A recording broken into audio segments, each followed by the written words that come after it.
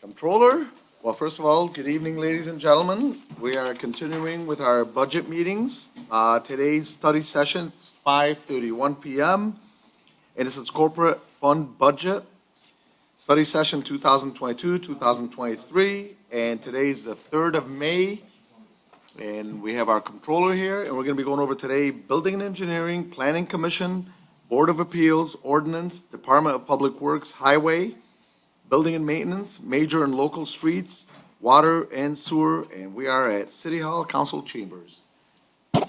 Thank you, Mr. Chair. Good evening, Controller. Council and Mayor. Thank you, sir. If you turn your book to page 66, we'll get started. Page 66, under the blue tab, General Fund Expenditures. You will find the Building and Engineering Services Department of the City of Dearborn Heights. We are asking to appropriate $1,404,267. And that funds 8 full-time employees.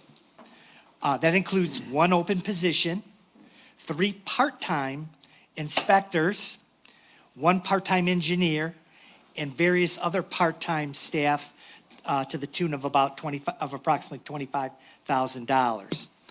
Please know that we do have an adjustment. I made an error on the Building and Engineering salary section. I shorted Mr. Watland salary of $5,000.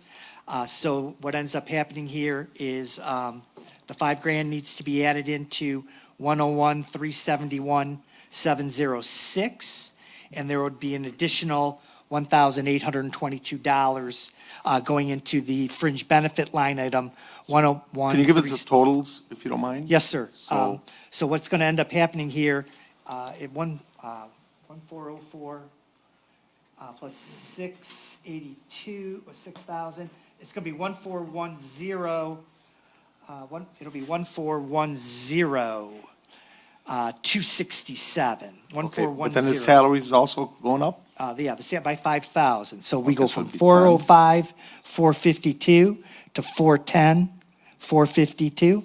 Yep. And then the fringe benefit would go from 166, 955 to 955 plus another $1,822. So it's 777, 1,000. So it's 162,777. 167,777. Okay. Okay, now you mentioned there was an additional employee that's been added, you mentioned? Yes, we have 1 open inspector position, so that would make 3 full-time inspectors.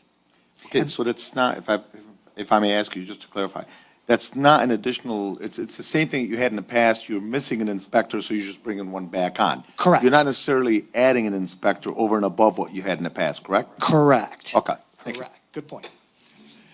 Okay, we have also added on, as we've done with all the other departments, applicable longevity appropriation, additional health and life, and additional employer contribution for Social Security and pension. As you know, those were in the 200 department, general government section.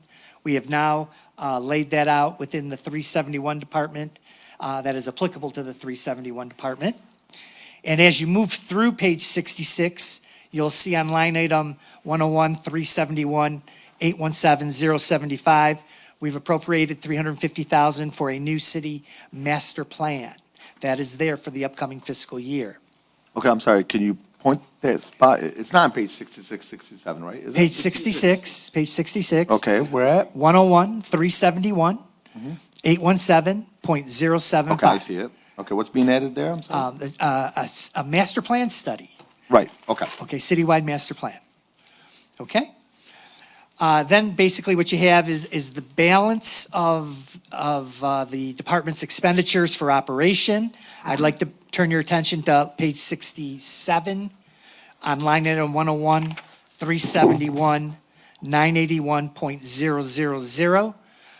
Capital outlay, we're asking for an appropriation for a blueprint scanner. very integral for the department, and will get the department in a good organizational position for $25,000. That's there. I want to bring your attention to Is that that. gonna be the big sheets? Okay. Yep. And with that, Your Honor, that outlines the Building and Engineering pages, department on pages 66 and 67. I'd open it up for questions. Okay.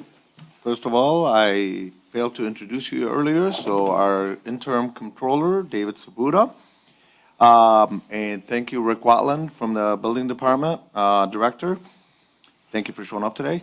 So a couple of questions on my end. Anybody else? Mr. Chair, before you start. Yes. The final total will be, in this department, $1,411,089.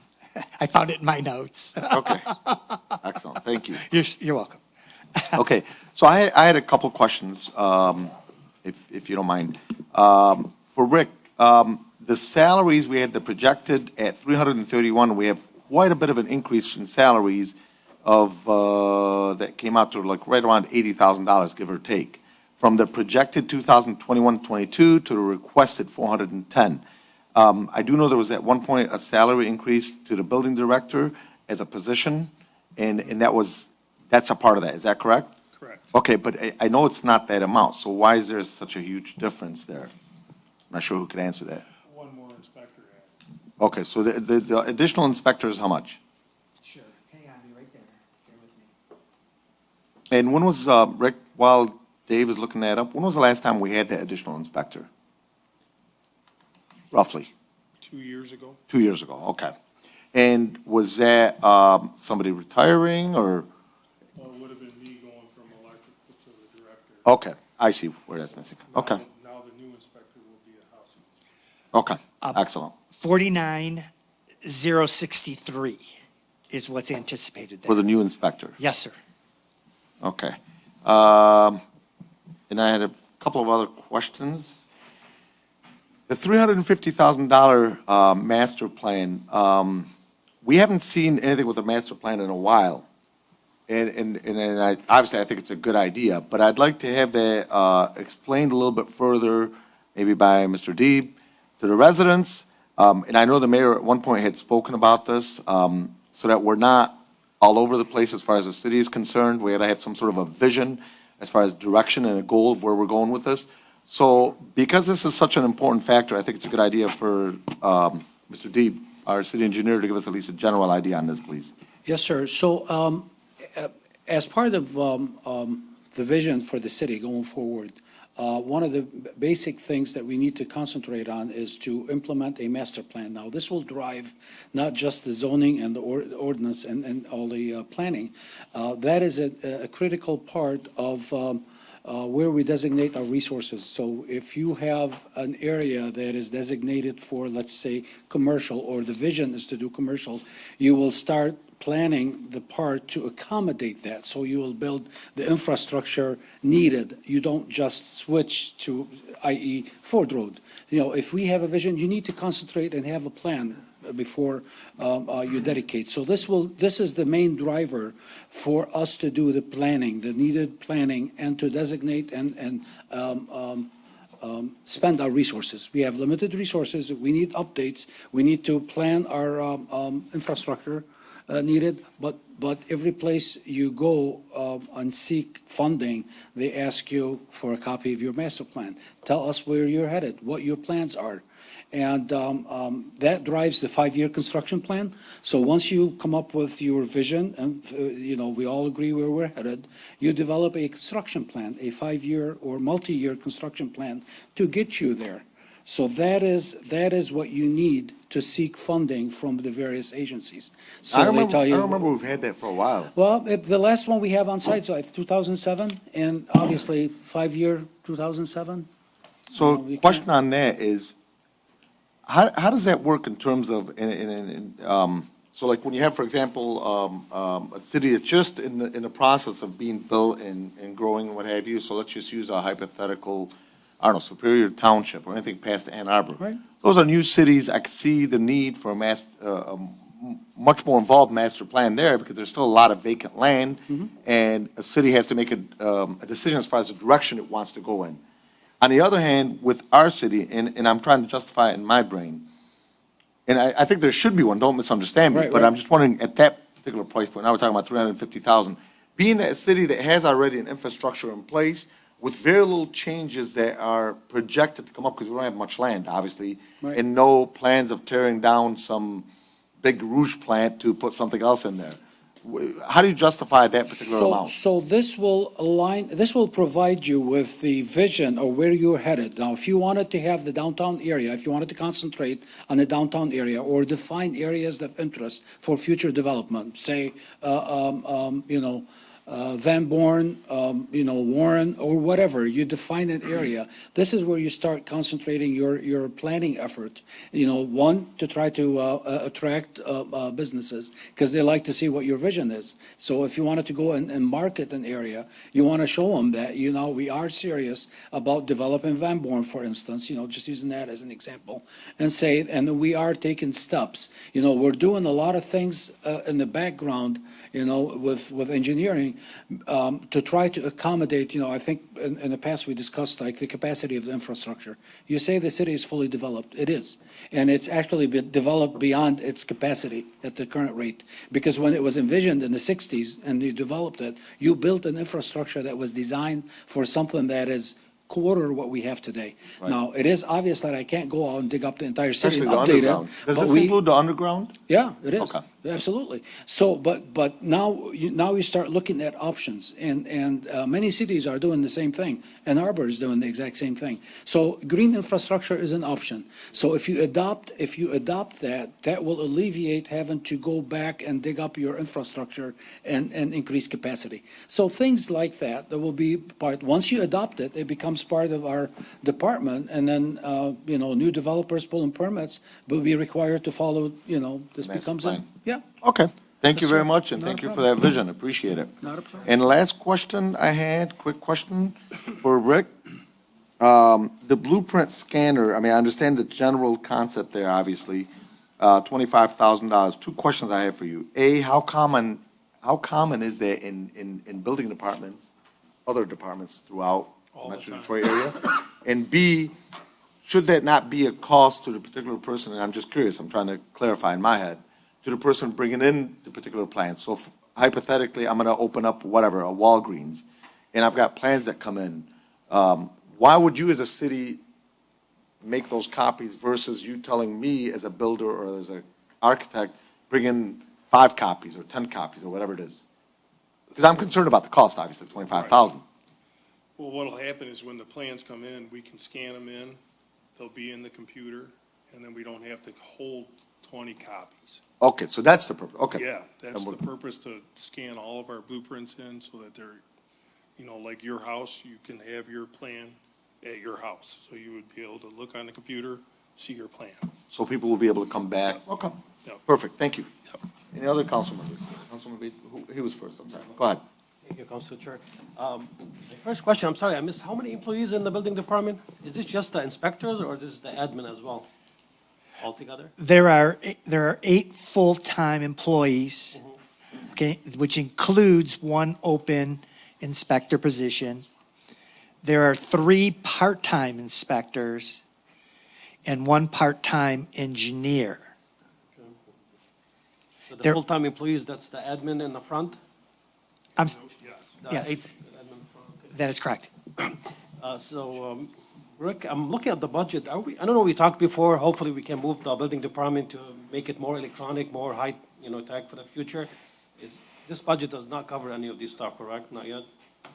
So maybe we can plan something for Well, the next year, hopefully. blueprint scanner is, but Uh, just like we talked like me- about with scan and everything in the office. Would this it's- work for the regular the inspection Yes. too? To scan Yes. and put online as well?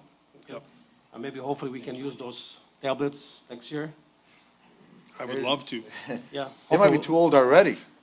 They're getting close. We've but been it's- talking about those tablets for, I think, 5 years now. No, me and Rick, we talked, I guess, after they're done with, they're so busy now with the inspection for the rental properties, hopefully we're gonna sit down and hopefully plan for the next phase. Thank you, sir. You all set? Thank you. Okay. Next council member, Councilman Baydun, go ahead. Thanks, Council Chair. So you've actually answered most of my questions. I had the same one too with the master plan, the position, I'm just curious also, this part-time position, can you explain to me what this one is for 101-371-707-100? Under part-time? Yes, sir, I can. That is Mr. Dibb. Okay. Okay, and then you also have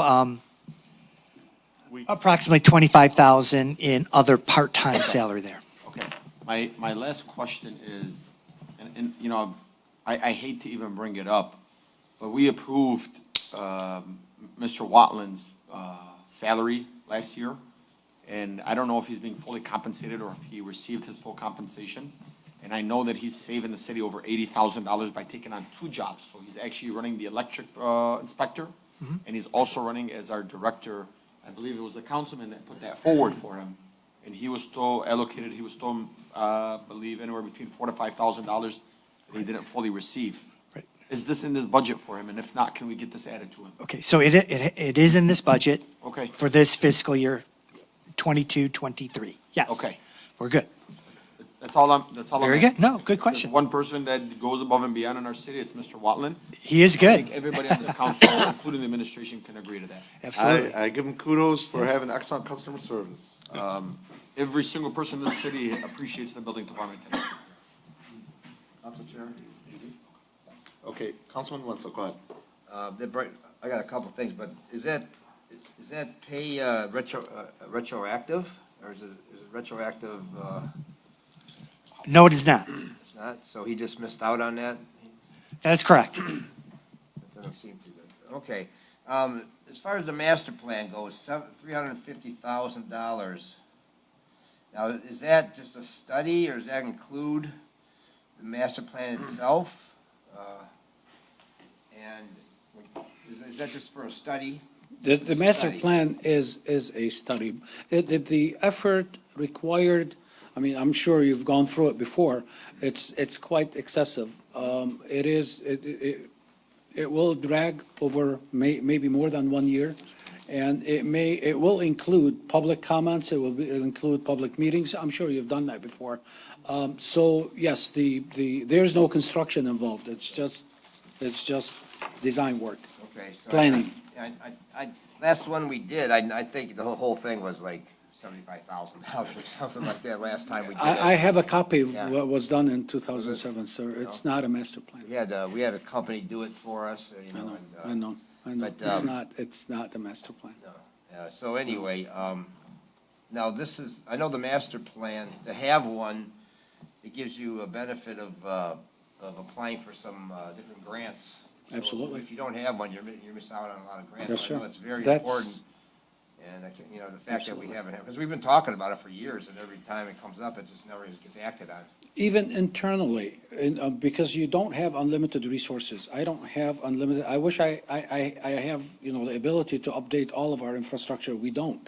We have to concentrate on the areas that we know will give us the benefit.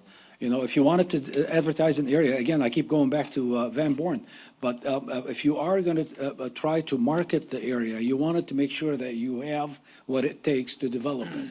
The last thing you want to do is to come up with an agreement with a company and then come back and say, well, the city can't accommodate X, Y, and Z, Plan it. Okay. One other question for Director Watland. Do you remember offhand what your requested budget was originally?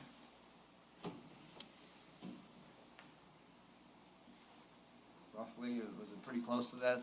No, it was a lot more than this. A lot more? Oh, yeah. Is there Probably something, about $1 million. is there something really critical that you think you need that's not in there? Not at this time, but we were looking for new cars and all that kind of stuff, but we can hold off for another year or so. All right, thank you. Is that Councilman? Yes, thank you, sir. Okay, who's first? Question. Contractual services. What what we have in contractual services that add out to $20,000?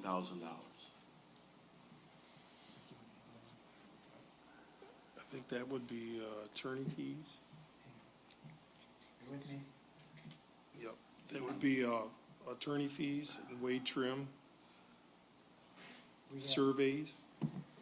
Stuff So like that. when we do attorney fees, that doesn't come under the umbrella of what we pay our city attorney?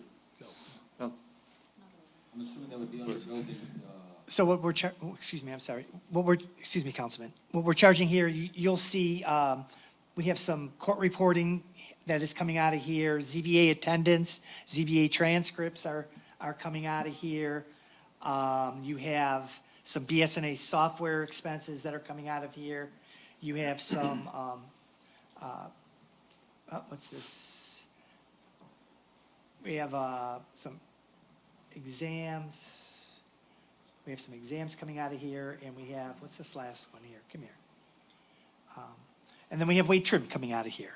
Okay, now, let me ask you this, we keep hearing about, BNS software. When the city purchased this software, doesn't it belong to the city, and they can put it on any computer they want? So no, what ends up happening here is we have the use of the software, and then we have to pay an annual maintenance fee. And what the annual maintenance fee gives you is the updates to the software, because they're continually improving it, and also gives you their help desk and their training. So, and the trainings are free of charge. So, or they'll come here if you ask them if you got enough people. So that's basically what you're paying for on an annual basis. It's for all the software upgrades, and yes, we can use it on, if our software is connected to where, or if, I'm sorry, our computers are connected to the software, then yes, we can get it, and we have an unlimited usage. Okay. I guess that's all. I just want to make a comment about the master plan. We should be doing this every 5 years. It's no different than a recreation, master plan, the city master plan. We've lost a lot of money in the past because we don't have master plans. And, that football was dropped, quite a while ago, and time to pick it back up. So one of the things I want to mention, I mentioned it at the last meeting, but I just want to mention it again for some of the council members. Let's try to stick as much as we can, and I'm as guilty as any, with just budget questions for right now. Once we're done with budgets, if it's a particular subject that you feel you need a study session on, I'd be more than happy to set it up. Or maybe call the particular director directly to discuss with them whatever particular item that you have questions on. But let's try to stick as much as we can with just the budget. Because I don't want to try to stop you guys in the middle of a sentence. Okay, so, Robert, go ahead. Thank you, Council Chair. Line 809-000, engineering services, do we still use Wade Trim? Or is that what that represents, or is that a variety of other things? Yes, that's Yeah. way trim. That is weight trim, yes, sir. We use Wade Trim probably a lot less now because we have Mr. D. Yes. Thank you. We have our mini weight trim. We have our super Wade Trim. Yeah. superior weight trim. Or local weight trim. In-house. In-house. Wade Trim. In-house. It's all in-house engineer. Let's forget the wage. That's right. Right. Well, I mean, Council Chair? Yes, go I ahead. mean, one of the things, in the beginning, last year, there's some stuff that was being held back because they needed an engineer. And, I mean, that's why we brought Mr. Deeb over. There's some stuff that would wait like 2-3 months sometimes for them to approve or for them to go through the stuff. So with Mr. Deeb on site, they can actually go through plans. That's the big plaza on Ford Road, that would have taken months. Right. If we didn't have Mr. Deeb, by the time we go through. And obviously, we found out some issues that from the past, that he was able to correct. So it's not just so much, we're saving money that we're going straight through Mr. Deeb as an engineer, he's on-site engineer, and also he's catching stuff that was done in the past that we're fixing as we go right now. And one of the big issues you brought up earlier with the 2 homes that was created from the previous administration that we're suffering with trying to correct this issue. It's going to cost us hundreds and thousands of dollars to fix an issue, and that's why Mr. Deeb being on board, he's helping try to mediate also with resident or business owners to fix issues. So it's not just an engineering firm, but it's also, he's representing the city. Right, and there's a lot of stuff that he's been able to do to Right. where we don't have to hire wage trim Right. for, therefore saving us Yeah. a lot of money. Yeah, so the only assignments we give currently are if we have a specialty, like you want to do a survey, like the two houses the mayor just mentioned, you want to do a survey to ascertain what's going on, you use weight trim for that. So it's those specialties. Testing, for instance, where you have construction material, it's a lot cheaper to use contractual services as opposed to have in-house. You can't have in-house testing, material testing people. You can't have, a surveyor full-time and pay them. These kind of assignments, it's cheaper that way. Council Thank you. Chair, Yes. I'm sorry, also, just as we all know, the fire station, before he came on board, what was going on with that one. So he was able to coordinate, trying to get, even though the source, mentioning no names, but most of us know the issue that was with that fire station. Right. And Mr. Dib, when he came on board, he was able to coordinate a company to come in and test it, even though it was tested, like there was nothing wrong with it. Then later on, with him, just watching what we're doing, they discovered the issue that, what's going on with the station, with the flooding and, with needing a new station. Right. Council Nope, Chair? Good job. I'm sorry, Councilman, one go ahead. more if you don't mind. Just that line, dues member, what's that for? I know it was budgeted for 4,000, only 288 was used, and projected activity is 288, and now it's going back to 1,500. You're used to be friends with us. The dues membership, Hang on. That's line 101-371, 802. It's continuing education, I'm sorry? continuing education. I thought we That's have for- education in here. Yep. This is a continuing education on code services. We sent an inspector, it looks like, for an educational review. So how come we didn't use it last year? Is it because of COVID or?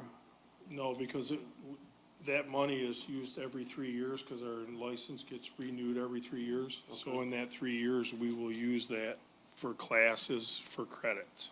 Okay. Thank To you. renew So our we're not going to see this fee next year? inspector's That's what you're saying? We're not Yes. going to see, okay. All right, Thank you, Council Chair. no problem. One more question I've got, and I missed it the last time I was asking you questions. The $5,000 for capital outlay, under $5,000, what was that for specifically? That's the last line, bottom right. That's gonna be for the printers, stuff like that we need for the office. So office equipment? Yep. Is it for dated equipment, or we're getting something we don't have? Some Watch that out. we don't have. It'll be, like if we gotta replace the laptops, because they're already 4 years old. Right. So, stuff like that. Thank you. Councilman, go ahead. Training, shouldn't you just lump that all in one, your dues membership and your training in one instead of having two lines? Because it's kind of confusing to me. Well, Yeah, we can do that. one has to be used as the carpenters union and one has to be used for the other union. Ah, okay, that you makes, go. yeah, There there you you go. go, okay, So- that's different, all right. Can you repeat that answer to the mic? That's good, that's why you're here. We have to use that for, the carpenters union and the regular union too. Separate training, you're saying? Yes. Any other questions from the council members? Thank you. Okay? Mr. Chair, if we could move on to page Yes, absolutely. 76. Wait, I'm sorry. Oh, I apologize. Before we go to the next section, I just want to see if there's anybody in the audience or on Zoom that has questions specifically in regards to the budget, specifically in regards to the building and engineering department. 76. Come on up. Vince has it. Okay. 2 minutes? 2 minutes, street name and city, please. Rachel Lapointe, Merrick Street, Dearborn Heights. You said the engineering services was Wade Trim, so then the contracted services for 20 plus that 25, then is 45 for all those contractual services, correct? That you listed? Yes. Okay. And then, I know you had mentioned like trying to make sure things are under different departments more accurately. Why would the master plan, the planning commission's in charge of that, right? Why would that not be under the commission's department instead of building and engineering? Can you just explain it for us? Sure. So the commission runs the meetings and they have a specific task, okay? But the planning commission, but the department head who will be supervising the work, which would be Rick and Mr. Deeb, they're coming out of this department, they're working out of this department, they're in charge of these dollars Of the project. of this project, right? Okay, got it. And Yeah. they're full-time, and you want a full-timer on the project. Right. Yep, got it. Thank you. Thank you. Anybody else? All right, next up, nobody else here in the audience on that? So we're gonna go ahead and go with Vince Drapkowski, please. Go ahead, Vince. Good evening, council members. Good evening. Rapkowski, Columbia Street, Dearborn Heights, Michigan, Wayne County. Correct me if I'm wrong, but didn't we purchase a blueprint plotter or planner a couple of years ago? That was for the DPW. And would that unit be sufficient to do what Mr. Wetland's looking for, or is this a totally different unit? The one right now they're asking for is a scanner. So he's asking, Okay. Rick, Vince is asking, did we already purchase for DPW? I wouldn't know off the top of my head. A scanner. I don't know if anybody here, oh, there's DPW. We don't have one, correct? Copier? And we did not purchase one either. Council Chair, Is that correct? he's saying it's a copier, not a scanner. Copier, okay. So Vince, the director of the DPW is here right now, and he's saying, no, we did not purchase a scanner. We purchased a copier that they already have in their department. Okay, and then I have one other thing, and I don't mean to bust anybody's chops on this, but you wanna spend $25,000. And Mr. William, I know you're doing a good job and everything, but at a recent council meeting, you stated that we lose money on planning sites, on site plans. And I know, Mr. Abdullah, you're probably, Wait, you Because froze. we can't Wait, charge Vince, too much. Vince, I'm sorry, you froze for a sec. So can you, right after Mr. Abdallah, you froze. Wait, your internet is unstable, it says here. Can you hear us? okay. Can you hear me Okay, now? now we can hear you. Go ahead, restate that, please. Okay, I know you're probably gonna get upset with this, but have we looked into, or are we considering raising our prices for these site plan reviews so that we're not losing money on any of these projects? And have we considered raising our prices for inspections and, fees like that? I know, Mr. Muscat, I sent you a copy of Plymouth Township's, prices. And Mr. Constance, you said you were gonna look into it also. So I'm wondering what the status is on that. Okay, so I just want to restate that, Vince, just to make sure we're on the same page. You're asking, instead of the 25,000 that's on the budget here, why don't we instead charge a little bit higher for either inspections or any plans, et cetera, et cetera? Is that what you're saying? So basically, pass it on. Yeah, I mean, this is a way to pass it on. I mean, if we're not, charging competitive pricing with other cities, of course we're going to lose money. And Mr. Whelan said it himself at a past council meeting. Okay. All right, one second, let's make sure, Rick, go ahead, Rick.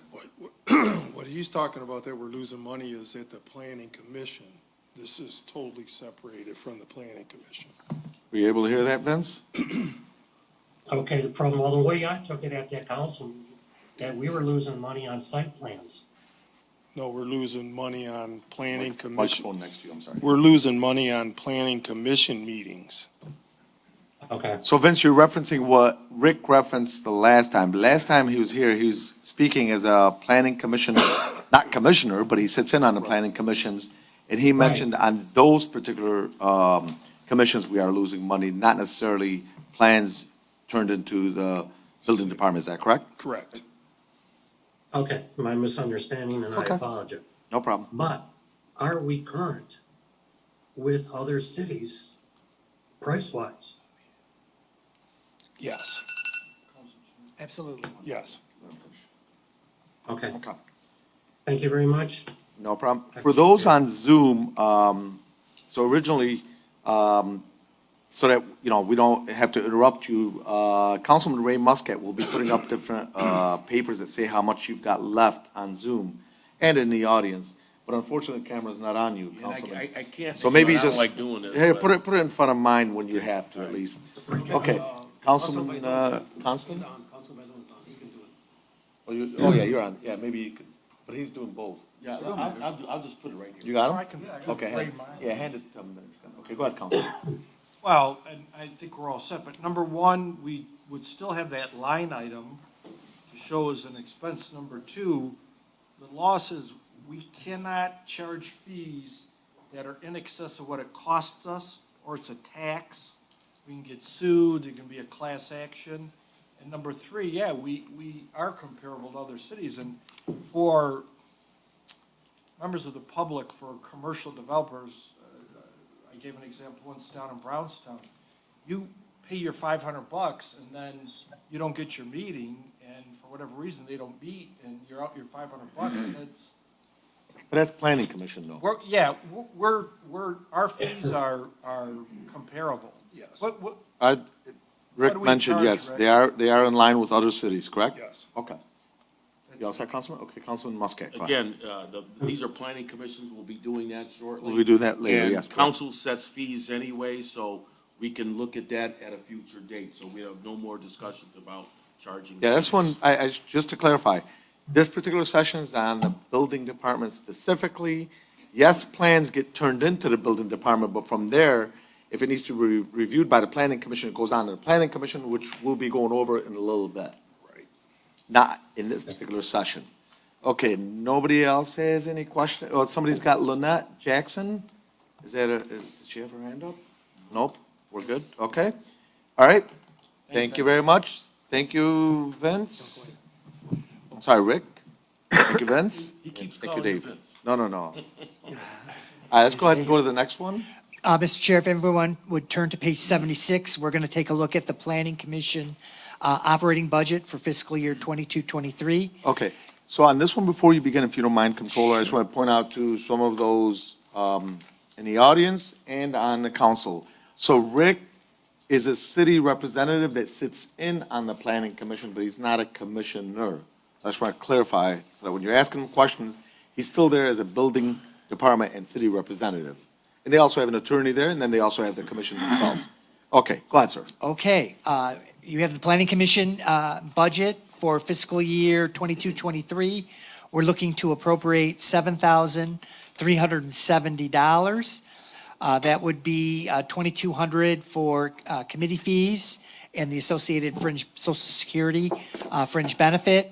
We also have set up $5,000 for professional and contractual services for a total of $7,370. As you know, there are 9 board members, and they meet once a month. Happy to open up to the council for any questions. And what happens when they don't meet once a month? They don't get paid, correct? Correct. Okay, thank you. And just for full disclosure, they don't get paid an astronomical amount of money. No, I they think it don't. barely covers their dinner. It's $40. Yeah. Yeah, covers very their small. dinner. It's a very small Yeah. dollar value. So I have a couple of questions. The first question is, we went from 1946 on professional contractual services to $5,000. Why is there such a high jump? And then way back when, the amended budget in 21-22 was $20,000. But what was used during the year is $1,946. Do you know why there's, and this would be on the second from the bottom going up? Over above newspapers? One was because we didn't have any meetings. That's why it was. And then also the reason that it went up is because of attorney fees. Okay, when you say attorney fees, meaning just because we had no meetings, we didn't use the attorney as much, correct? Okay, Correct. got it. Any other council members have any questions? Council Chair? Councilman, go ahead. And I don't know if it's so much related to the budget, but, let's just, and I'm just giving a quick hypothetical. There was only 4, planning commission throughout the entire year, 4 meetings throughout the entire year. Where does that remaining budget go to? Does it get amended to the following year? What happens is whatever appropriation isn't spent would roll back to the fund balance of the general fund. Okay. So just to clarify, so it wouldn't go back what the controller is saying, it wouldn't go back to the planning commission's budget, it'd just go back to To regular, the actual budget. yeah, That's total, fair. Yeah, total that's fair. budget. Right, and then the council has a chance to reappropriate for the next year, and that's what you're doing here today. Correct. Okay, thank you. Council Any Chair. other, Councilman, go Yeah, ahead. I'm sorry, what's a fringe benefit in this department? The employer contribution for Social Security. So what happens is when the commissioners get paid, it's run through payroll. And we will pay the employer portion of Social Security. I mean, for the commissioners? Yes, sir. I mean, they only get paid $40 a session, so that's.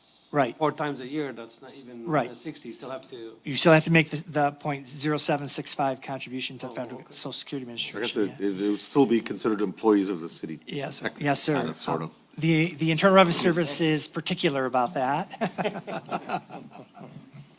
Okay, any other questions for Rick or Dave?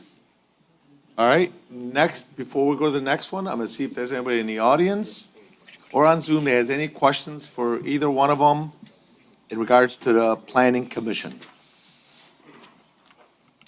All right, none in the audience, anybody on Zoom?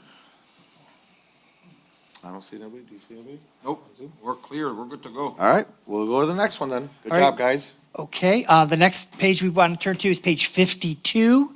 We're going to go to the second most powerful board, in my opinion, in the city, which is the Zoning Board of Appeals. Page 52 in your book. Dave, before you begin. Yes, sir? So this comes up a lot with a lot of residents that contact the building department, and there's always been some confusion. So if you could just clarify, either yourself or Rick, for those residents in the audience, and maybe for some of the council members and on Zoom, the difference between the zoning board and what they handle and the planning commission, what they handle. Well, the planning commission will approve something to build, and let's say if we say, no, you can't build it, then they can go to zoning board of appeals and get appeals to build what we say they can't build. So that's the difference. So you're saying it always starts at the planning commission Yep. and goes on to zoning? Yep. You ever have to go to zoning before you go to planning? No, other way around.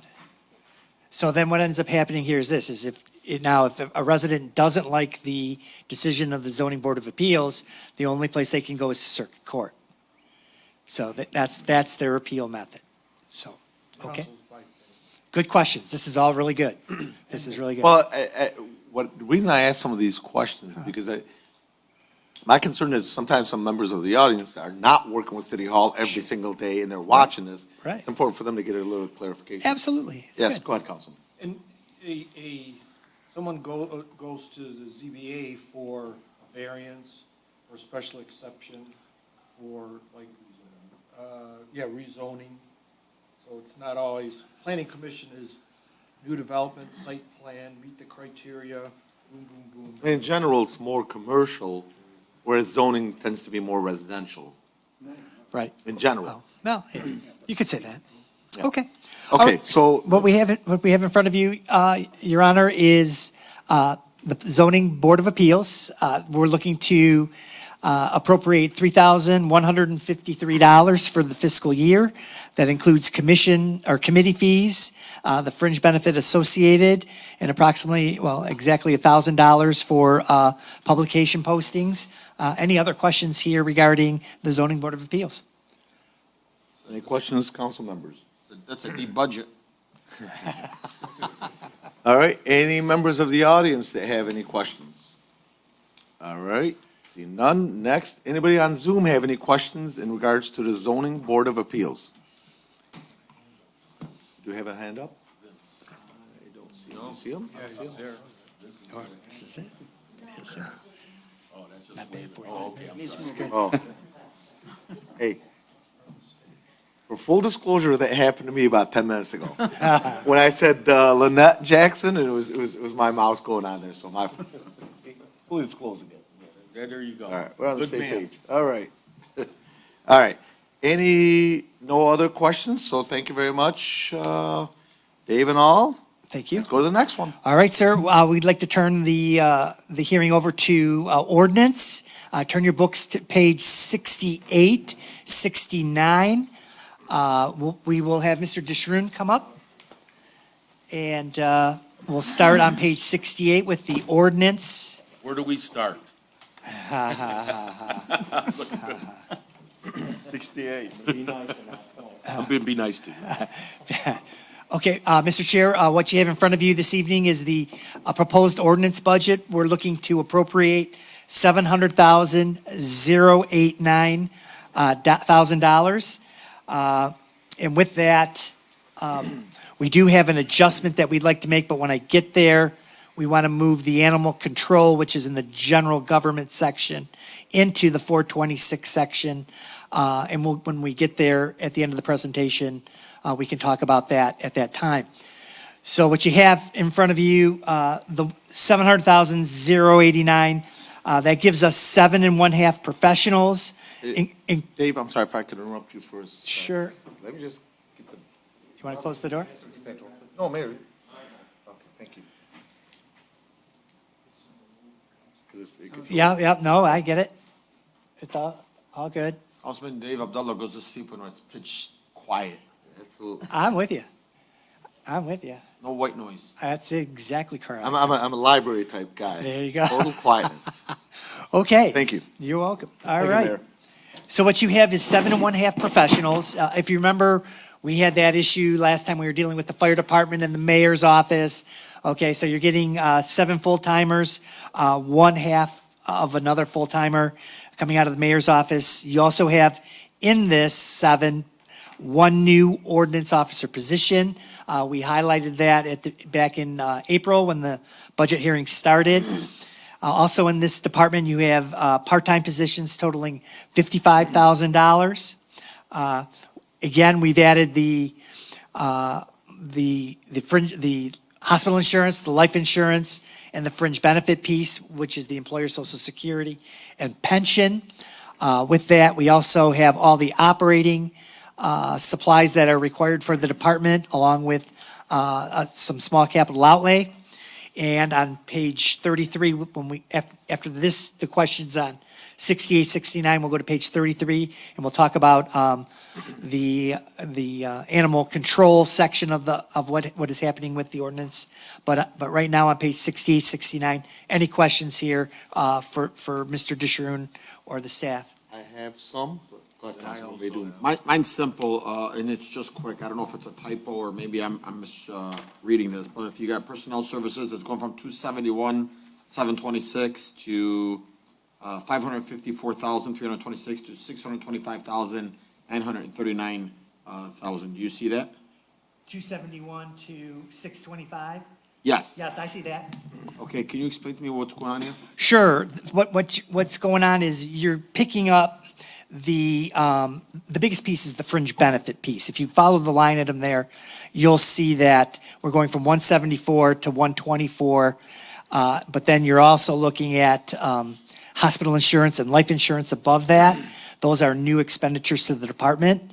So as you remember, Councilman, we're moving the hospital and the life Okay, you're from right, 200. you're right, I'm And sorry. that's okay. Good question. Ramadan, it's no longer Ramadan. No, you're good. Have Have a sandwich. Okay. Yep. And So- those are the biggies there. And that's what's driving that up. And then my last question is, the total department went from 316,038 to 700,089? The 316 is the activity through 331. Okay. Okay, so that just gives you, so we have to cut it off and we got to present a budget. And so we cut it off at 331 for expenses. And- Okay. Okay.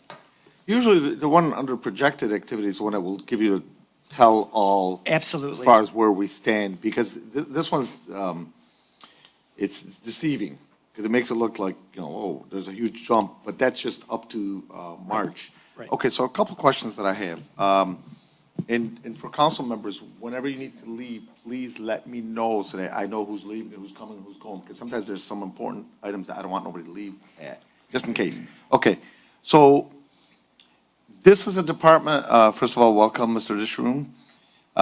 You have a fun position there as a director of the ordinance department. And as you know, unfortunately, based on that particular department, it's not going to be the most popular sometimes in the city in terms of when you give somebody a citation or a ticket, or you're not giving anybody citations or tickets. So you're in one of those positions where it's almost can't win. And if you go on social media and you're ever bored, you'll see that no matter, you're in a no-win position. I think any ordinance department is probably like that, so it's not you specifically. Nevertheless, though, I think there's some issues that I think we have that need to be addressed. There is some ordinance issues that have gone on for quite some time, and I'm making it clear this is not you specifically. This is really more the department for the last, yeah, I know, but this is important. I'm going somewhere with this. This is the particular department for probably the last 10, 15 years, or 20, if not more. Is the number of employees you have enough? That's the first question. And if not, how many do you really need? Because as we have talked about, the requested budget is not in there, obviously. And B, I do have a problem with, or a challenge, which I need clarified, with a lot of part-time, going from 34,000 to 55, so it's almost doubling, okay? And then you got a lot of overtime that you're requesting. So these 2 or 3 questions are all going together.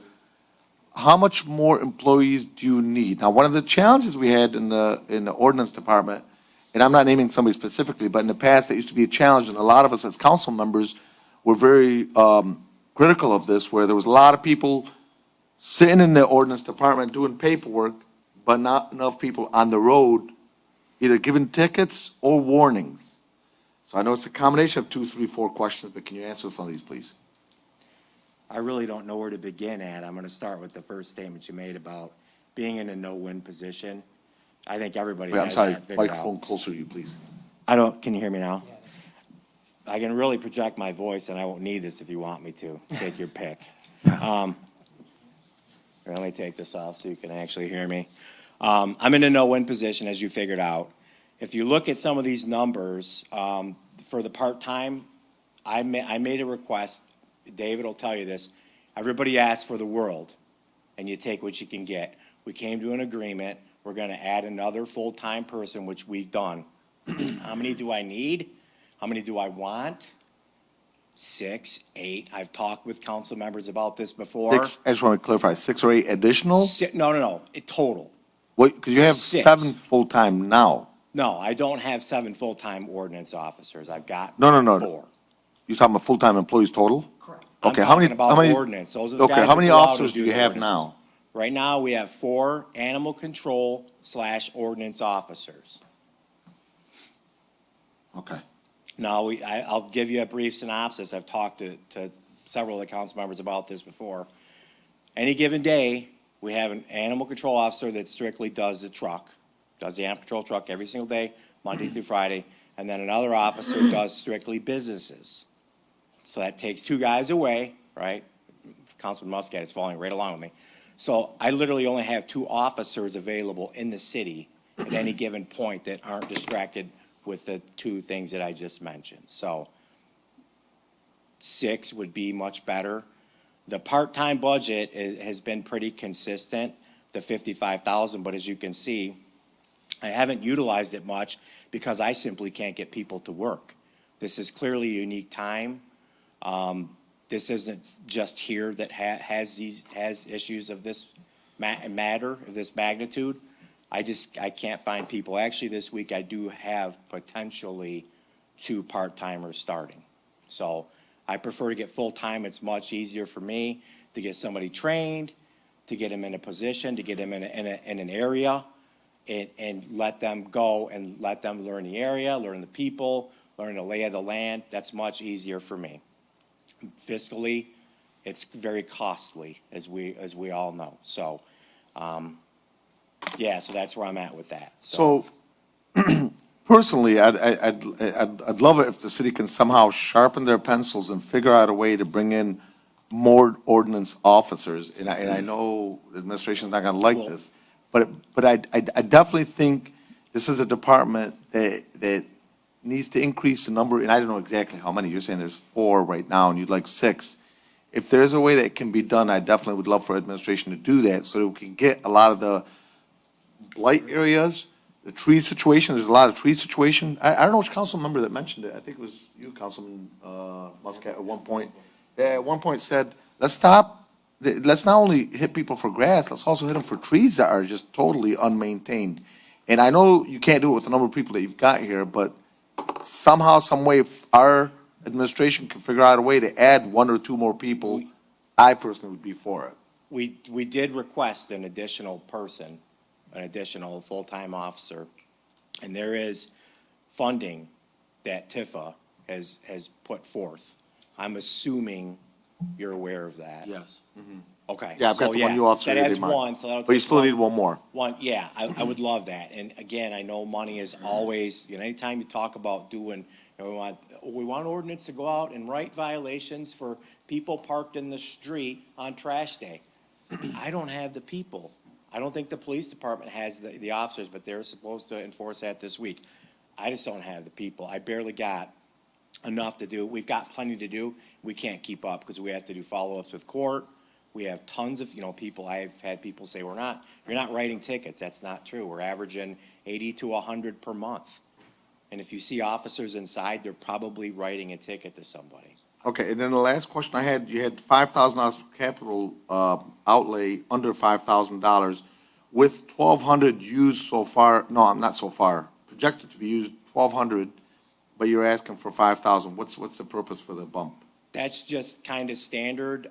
We're going to need probably equipment in the vehicles. We're getting new escapes as you have approved and aware of. Thank you for that. We're gonna need some equipment for those. They're gonna have to be outfitted with lettering and numbering and decals and stuff like that. So between the two, I don't know what it's gonna run. Shouldn't be over that, but we're gonna use some of that for that. Okay. So let me go with Councilman Constant first, and we'll go with you next. Go ahead, Councilman. I don't see money appropriated here that we pay the leases for the vehicles. I know these vehicles are under a lease. It's under contractual services, Councilman. At $37,500, right? Correct. Okay. The other thing, I want to piggyback on the council chair.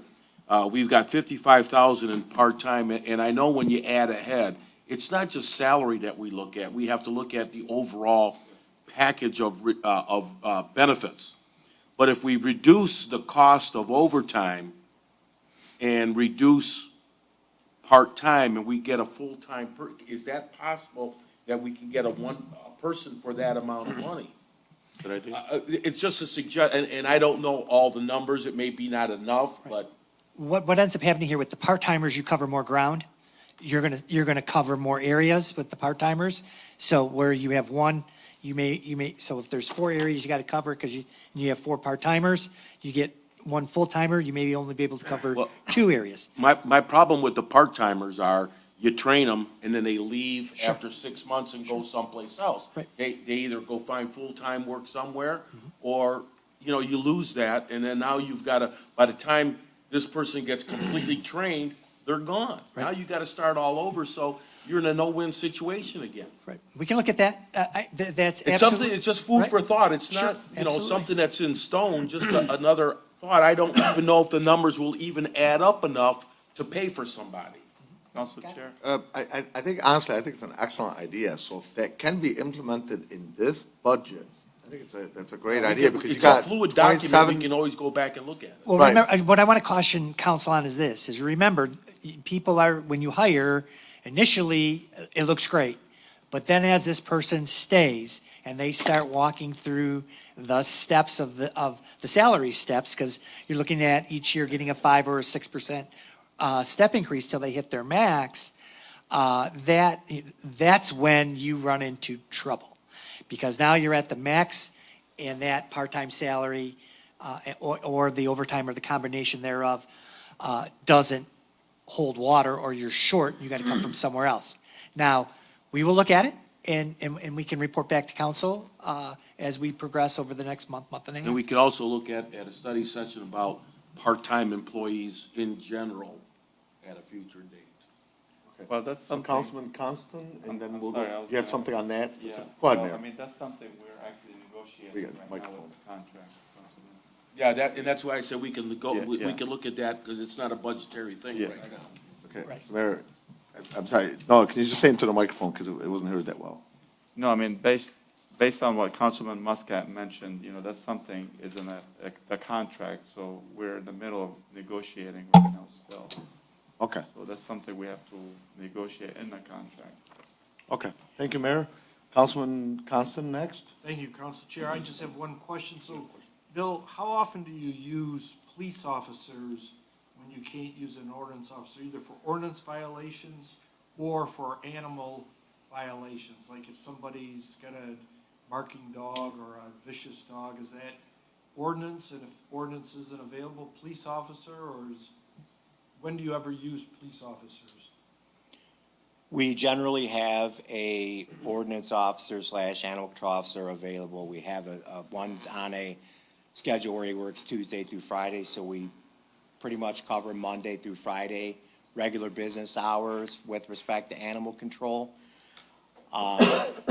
During the off hours and on weekends and holidays, depending on the situation, a police officer will be sent if it's to pick up a stray dog. That's a huge cost savings. I don't know, the question is so vague. So like percentage of the time, how often our police officers use, like 5%, 15%? Well, anytime that there's an animal control officer that's not working, Yes. so like we know we work, How often is that? 40% of the time, I don't know, I've never really given it much thought, but the truck is left at the police department, so if they have the manpower and the ability, they'll send somebody out depending on the situation. If it's a dog bite, the police department will always send somebody out. If it's a serious dog bite, they'll contact me and I'll send somebody in on overtime to go address it, and that's why we have the overtime budget for that and other things. But yeah, if there's a serious matter, we'll have an animal control officer come in. But generally speaking, the officers will, and dispatch has discretion, and they contact their supervisor to see if they should send somebody or not, so. And are the officers trained, the police officers trained? They are by virtue of being police officers, animal control officers in the state of Michigan. Thank you. You're welcome. Councilman? Council Chair, it's just quick brief. I know I had a conversation with some of the ordinance officers that, in your department, and one of the issues that they were having was that we have the animal truck. Actual box needs to be replaced. A lot of the equipment is outdated. Did we request anything for this budget? I know, it could be a little pricey, but that's, assuming for the animals that it could potentially be captured and be held in there, or the safety for, the actual ordinance officers. Was this anything that we've discussed in this budget? I think this line 952, Council. You want to, go ahead. No, you want to defer? You want to go ahead? Go ahead. That was one of the line items that we had talked about. The replacement for a box is expensive, about $30,000. Yeah, they're not cheap anymore. That one, the one that we have on the dog truck right now, was on there when I was an animal control officer 10, 11 years ago. So that thing's got a lot of miles on it. It's been switched onto the new chassis that we have, the 2019. It's already got like 60,000 miles on that truck. So that thing is in service, and it's seen a lot of how the roads in Michigan are. It's been riding around a lot. So we could use a new one. I think we can get by. It's hard. We can't get parts for that one. There's some rivets are coming out. Maybe we can find a solution with grants. Yeah, I was gonna look into that. Look, this is, and I know Mr. Zapata did a phenomenal job with this budget, but,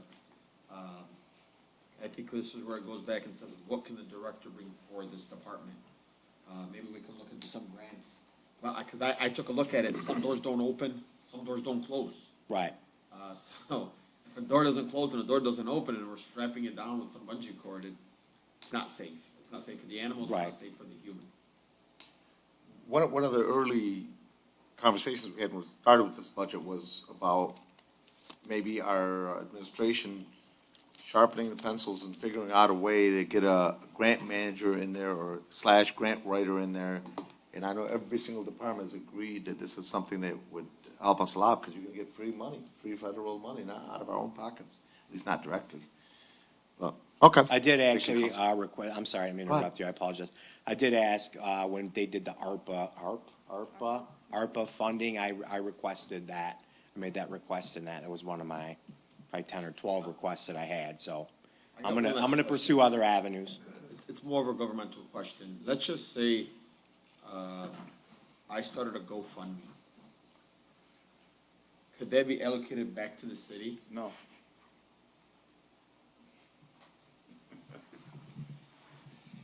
No, well, at the end of the day, anybody can make a gift to the city. Anybody can make a gift, Okay. all right? The issue is whether council will accept the gift or not. Let's just say the All gift right. was going for a new, At the end of the day, somebody would have to come up with a gift, okay? Somebody wants to make a gift, gifts are tax deductible.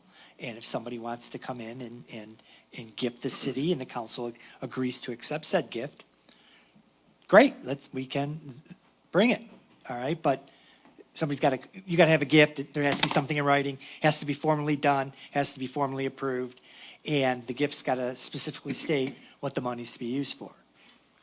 But Mrs. Sabura, you're talking about GoFundMe. You can't create a GoFundMe for the city's behalf.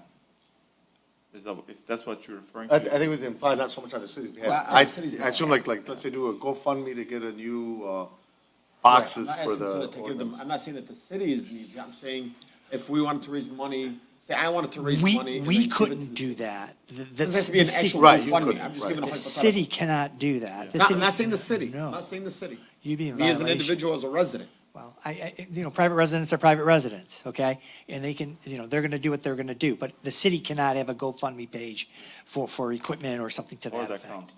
It's like a correct. wealthy philanthropist that donates money. Absolutely.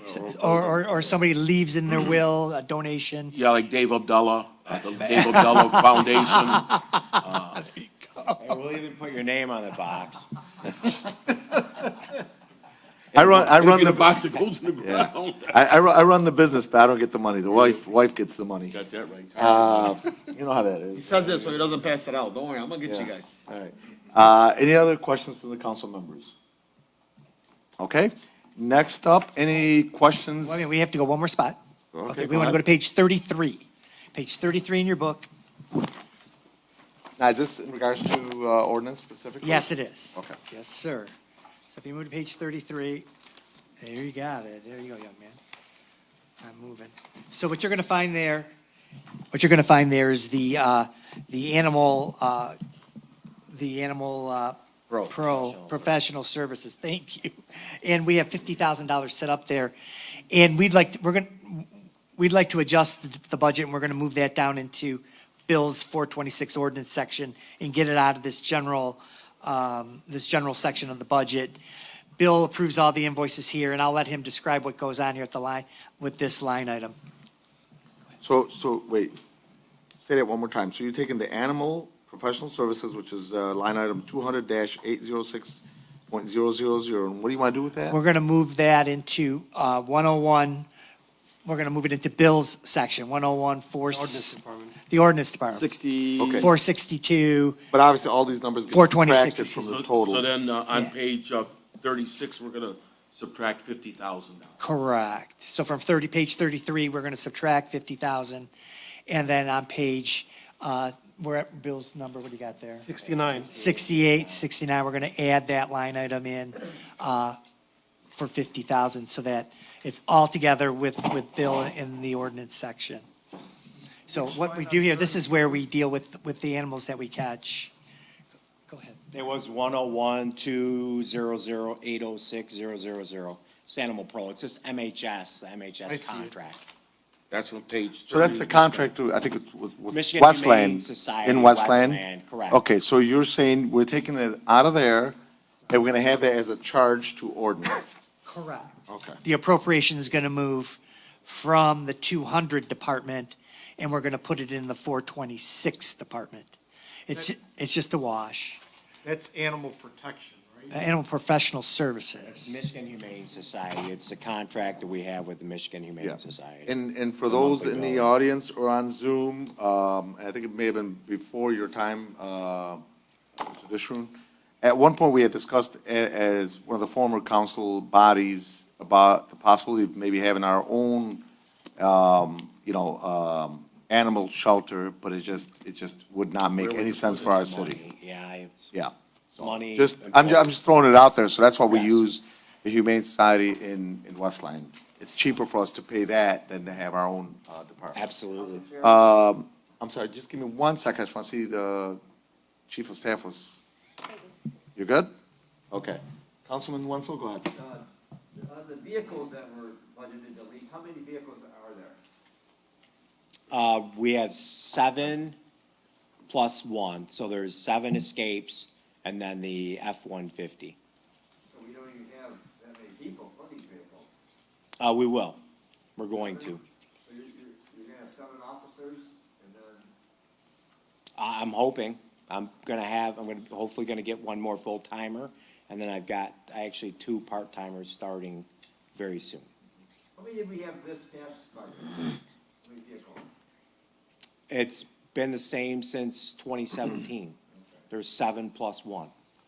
Yeah, I know, because every time I come here, they're always just parked out there because we don't have the manpower to man them, but hopefully we can get enough so we can get an extra one this year. That's my goal, Councilman Wenzel. Now, based on Councilman Wenzel's comment here, I'm just thinking out loud here, you mentioned that 2 more vehicles are for 2 part-timers, but why can't the 2 part-timers split time, 1 in the AM, 1 in the PM, use the same car, instead of buying another car? We've already agreed to the lease, and, Mr. Dibb is actually using one of the vehicles right now, but I want to try to, if I'm going to have part-timers in here, I'm going to try to maximize them. They're going to be working 28 hours a week, that's what they're allowed, so you can't really split, Okay. you know what I'm saying, so. I'm open And to all Mr. Dibb is ideas, using it during but the other times? I don't know, I'm using it for city work, but since we don't have a vehicle in the building department, the ordinance department was nice enough to loan me a vehicle. Okay.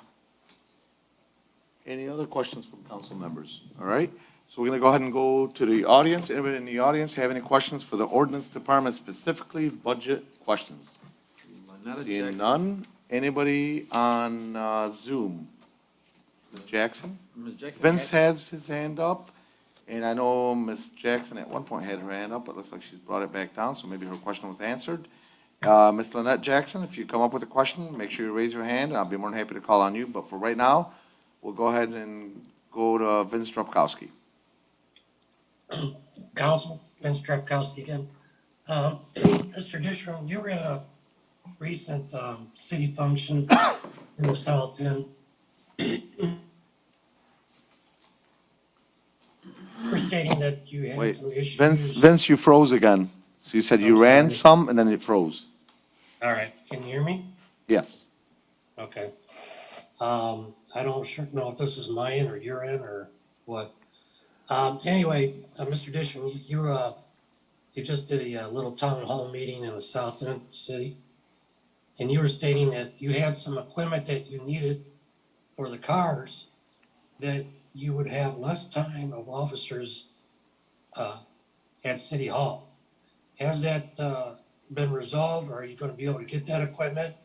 And has the issue been resolved where you requested Mr. Miyake to restate or reword one of the ordinances to make your job easier and more efficient? Has that been resolved?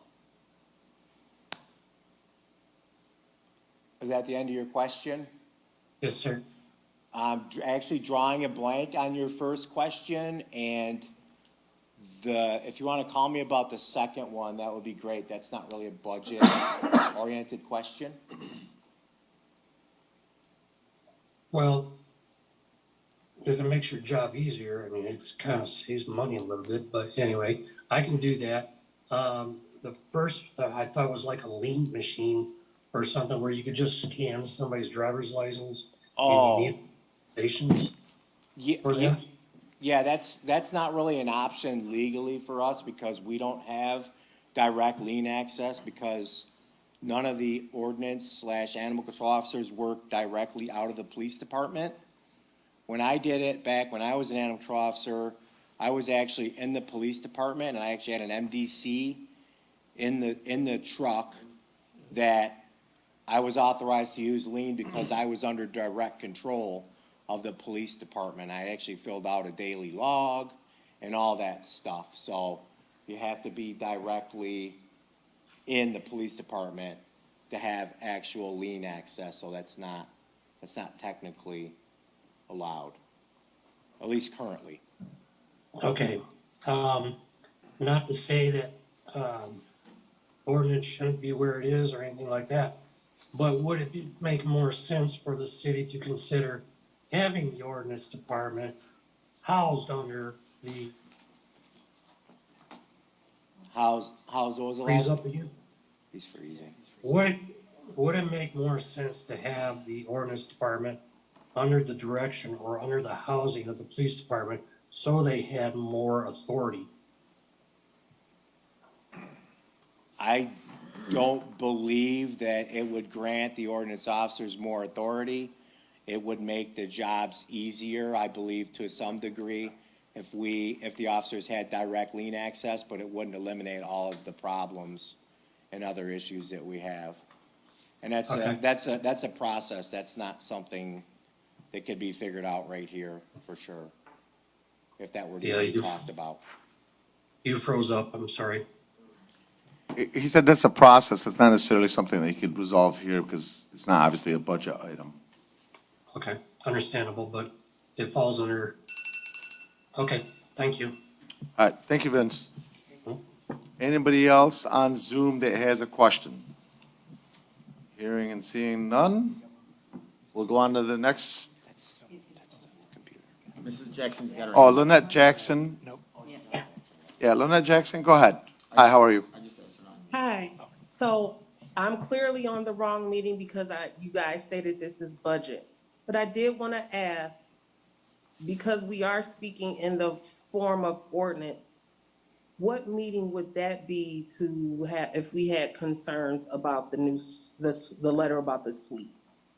The letter that went out this week, you said? Yes, it was about the sweep of the homes. I'm over here. So you're talking about in where the Dearborn, ordinance North department is going to Highway. go through, yeah, the sweep? Okay, You that had would be, mentioned a little early. yeah. That would be, the best time for that, if you want to do it publicly, would be to come to next Tuesday's meeting or even on Zoom, and you'll be able to ask that. It's not going to be an agenda item, so it'd be at the end during the public comments. Or if you'd like to get a little more clarification, either call the ordinance department directly, or possibly the mayor's office, but more like the ordinance department. Bill, what's the direct number to your office? 791-3478. 313-791-3478. I'm sure any of the officers can answer the That's question. my phone. That's your direct number? Okay. And I do know they're giving the residents 3 weeks, the mayor's office giving the residents 3 weeks to do whatever needs to be done so they can be prepared for this. But Bill DeShroon would probably be the best person to speak with. Okay, thank you. You're very welcome. You're very welcome, Lynette. Yes, I'm sorry, Lynette, 1 second. Real quick. Bill had something else to say to There's you. going to be a press release, if you will, about that as well, about the letter. And I assume it'll be on the information. website too? Yeah, it should be on the website Okay. and then probably on social media. I don't know if you heard that, Lynette. It'll be on social media, there'll be a press release, and the city will have something on the website about that. Mr. Mayor, did- roughly by when? I did see the Press letter. release, we're working on it right now, so hopefully it'll go out it'll be in probably Monday's paper. Okay, more than likely, he's saying by Monday's newspaper. Go ahead, Lynette, you had a question? Oh, I was gonna say, I did see it on social media, but I have not received that letter personally. I haven't had anyone come out to my home. I've been here since 2019. So I just kind of wanted to gauge what you guys were looking for. I know you mentioned trees. And I have this huge tree in front of my house that I'm scared is gonna fall on. But I don't know where to go to get that taken care of. Sure. So I'll give this number a call and see where I can go from there. Right, and then, like the mayor just mentioned, the city's gonna be putting out, information specifically on social media and in the newspapers, and I presume on the website too, Mr. Mayor, correct? Yeah, and on the website, the mayor is saying by Monday, maximum. which would still give you, hopefully plenty of time, for you and other residents, plenty of time to do what needs to be done. Sounds Okay. good, thank you. Thank you, Lynette. Councilwoman, go ahead. And just for her information and others, we're starting with the Tifa district. That goes first, and that would be west of Telegraph, and then after that, we'll go east of Telegraph. Okay. So they're doing one segment at a time. They will do the whole city. Okay, thank you, Councilwoman. We have CDBG Director Hassan Jamal. You had a question? Yeah. Go ahead. It is CEDD, not CDBG, Chair. So the grant from HUD subsidize the ordinance department with time that's spent by the ordinance officer in the eligible area. That's approximately between the building and the ordinance, about $150,000 a year. So just to note that, I did not hear anything about it, just noting that. So the subsidy comes from a grant to the ordinance office, the ordinance department, and the building and engineering department. Thank you. Okay, thank you, Director. Controller's got a comment on that. Go ahead. We did cover that back on April 22nd, when we went through the CDBG budget, the grant budget that Mr. Jamal is alluding to. That was one of the line items that was allowed to be presented to council, and we discussed that on 4/22/2022 with the council. Okay. Thank you. Thank you very much. Next up, we're going to be going ahead and moving to DPW. Page 58, 59 in your book. Thank you, Bill. Thank you, Bill. Thank you. Thank you so much, Bill. Thank you. What page are we going to? I'm sorry. Page 58, page 58. Yes, sir. So I'd like to welcome, we have our controller, of course, and then we have our DPW Director, Robert Conrad. Welcome, Bob. Good evening. Okay, Mr. Chair, if I may get started? Go ahead. All right. What you have before you is the Building Maintenance Department of the City of Dearborn Heights. We're asking for an appropriation for the 22-23 fiscal year of $1,569,597. That would fund 7 field staff, 2 supervisors, and $17,000 in part-time salary. As you know, we've added the applicable longevity, health and life insurance, employer contribution for Social Security and pension in this section, just like all the other departments. Can you give me the employee one more time? I'm sorry to interrupt. I'm sorry, sir? How many employees did you say? Oh, I'm sorry, 7 field staff plus 2 supervisors. You have any in like admins at the office? That would include, The 7. that's in the 7, okay. You also have, okay, where am I here? We're in there with contractual services. We have for building maintenance, general building maintenance, $60,000 for contractual services. General repairs, we're appropriating $140,000. And back in August of '21, City Council approved the purchase of various equipment, a dump truck, a box truck, a Ford F-250, an airlift, and a Ford 250 pickup. These are all replacements of current vehicles that we have in the fleet. That was approved by council August 24th, '21, and we have not made payment yet. We're anticipating that will happen in the new fiscal year. In addition, we're asking for $50,000 for fuel island repairs. With that, I turn it over for questions. Again, we're looking for $1,569,597. Before we move forward, Controller, can you clarify, at least for me, because I'm not sure if that's a question that Councilman Ahmad was trying to ask. Because he was asking, I think you were asking about clerical, if I'm not mistaken, right? Yeah, that's what I thought. So when you say 7 field people, I know they may do some clerical, but he's talking about like, how many administrative people? Answer the phones and all. Right, Hang on, let me see what I have here. yeah. So that would not be a part of the 7 then? Well, wait a minute, let me see what I have. Yeah. here. All right, so we're looking at 265, bear with me. Here we go. Okay, I have 281, that's gonna be R14, R20, bear with me.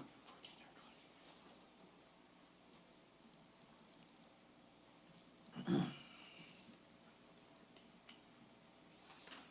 R20. Okay, so what that is we'll have, here's the list, I don't know if, You want me to answer? yeah, go ahead. Yeah, please. This is what I We, have. we don't actually have a dedicated clerical person for the building maintenance department because they basically deal with internal operations of the city. Most of their stuff comes in through emails and service requests. No, he's You know, talking about DPW. but this is building maintenance we're going over. Okay, We'll get So, to DPW in a yeah. second. okay. So the building maintenance department doesn't actually have a dedicated clerical staff. There are two DPW clerical staffs, but they're not in the, building maintenance budget because building maintenance, most of their stuff comes through internal, service requests, emails. The minor calls that they get that come into the DPW, you know, are kind of insignificant. So therefore, we don't dedicate a person to them. Okay, switch them around from this one. Right, so, It was switched around because we had DPW first here, but it's okay, that's fine. so at the end of the day, 7 field staff, 2 field supervisors coming out of this department, 9 total. I'm sorry. And, Sir, I'm sorry. this one you're wrong, correct? Yeah. Okay, so Councilman Muscat had a question first, then we'll go to you, Councilman. Why would we have building maintenance with dump trucks, box truck, pickup truck, aerial lift, all under building maintenance, when it's, obviously, those are used elsewhere, instead of just building maintenance? I would think that building maintenance is more just all the buildings that the city owns, correct? The dump trucks are kind of just a general term. They're the F-450s that we use to, you know, pull the mowers around in to plow the parking lots in the winter time. They're not the same dump truck that you see the DPW using for water main breaks or, you know, salting and plowing the highway roads. I see the F-250. And the box truck is used for special events, for moving, you know, tables, chairs, things like that around. The lift is the one where, remember, when upon approval, it's for the 2-man lift. We have a 1-man lift now, but with some of our light services in the libraries and other buildings that are tall, we need to put 2 people up in the man Okay, lift. so you're doing like a jig lift? It's an internal It's not man the- lift. not the yeah. aerial No, lift that it's we use not, it's outside. not like a tree trimming aerial truck or anything like that. It's an interior man lift for servicing, you know, lights and other things that are high. Are any of our employees now that do building maintenance certified to do anything, have licenses or anything? For electrical repairs or plumbing repairs? I mean, they have certifications to go in the one we use now, so I don't know if there's that much difference between a 1-man and a 2-man lift other than No, the well, lifting capacity I'm of it. talking about doing actual repairs to electrical, plumbing, things of that nature, since those are, electrical and plumbing are supposed to be licensed people doing that kind of work. I can't speak on that. I don't know what their actual certifications are. I mean, I think most of our The state high-end. requires plumbers and Right, but I mean, electricians to be anything that would journeymen. require a person that we do not have, we would have a contractor do. So I mean, my internal staff would handle anything up into the point where it would require a special license or something like that, then it would go to our contract employees. So, I mean, we're, to the best of my knowledge, basically doing, you know, general services. You know, so anything beyond general services would require the use of a contractor to make, you know, any sophisticated repairs. Okay, thank you. Okay, Director, before we move on, for those members in the audience, especially on Zoom, I always like residents to know, to have a general idea, because again, they're not in the city. So can you give our residents maybe a sentence or two as far as that particular department, building maintenance, what they're specifically in charge of? And we'll go to Councilman Hassan next. Okay, so the building maintenance department is basically responsible for maintaining buildings and grounds that the city owns, such as the city hall here, senior centers, different buildings that we've acquired that require their service and maintenance, as far as grass cutting, leaf pickup on our snow removal during the wintertime, any general services, that the buildings require to keep them operating, cleaning, snaking out a plug toilet, things like that, keeping the heating and air conditioning running, and, just general building maintenance. And that includes the police and courthouse, is that correct? Yes. Okay. Yes, Thank you. all the buildings, I think there's 13 buildings, 13 buildings and properties we own. Thank you. Councilman Hassan? Thank you, Council Chair. I'm sorry, I have a few questions because this is something new to me. So when you said 2 supervisors, does not include the director, correct? That's correct. Correct. Does not. And the maintenance department, is that the HQ for it, is it at the DPW, the same building, or? Yes, it's one of the Subdivision. 4 buildings that we have on our premises. Okay, so I moved to this, so when you say here utilities, it's about 45,000, what does that include? Is that the building you're in, or does that, it's line 745, in the middle of page 58. Utilities. Right, so that would be all the utilities for the buildings that we own, electric, gas. All the buildings of the city? Or, yeah, it can be 45. Or is that just my buildings, over at the, This is City Hall. This is, definitely City Hall, definitely the utilities, DTE Energy. You have, there's also some insurance statements coming out of here, and you have, some insurance. does it include like the Park and Rec buildings? Or do they pay their own? They pay their own. Okay. It looks to me like this is strictly, the City Hall. Just City Hall? Yes, sir. Not DPW, correct? Correct. Okay. And I move on to the, I know it says here there's part-time, it's only 17,000. What does the part-time person do? Those are summer help that we use for like Parkland Park. If we get enough people, we like to have a couple extra people for our mowing and things during the summer, just to assist. But yeah, they're usually high school or college kids that come and work for the summer. Thank you, sir. So move on to the overtime. When we have overtime here for 140,000, is that because you're short-staffed, or is that because of the maintenance time that you have to do it after hours? Most of it is after-hours work. I mean, most emergencies don't come, from during regular daytime hours. They happen in evenings, snows on weekends.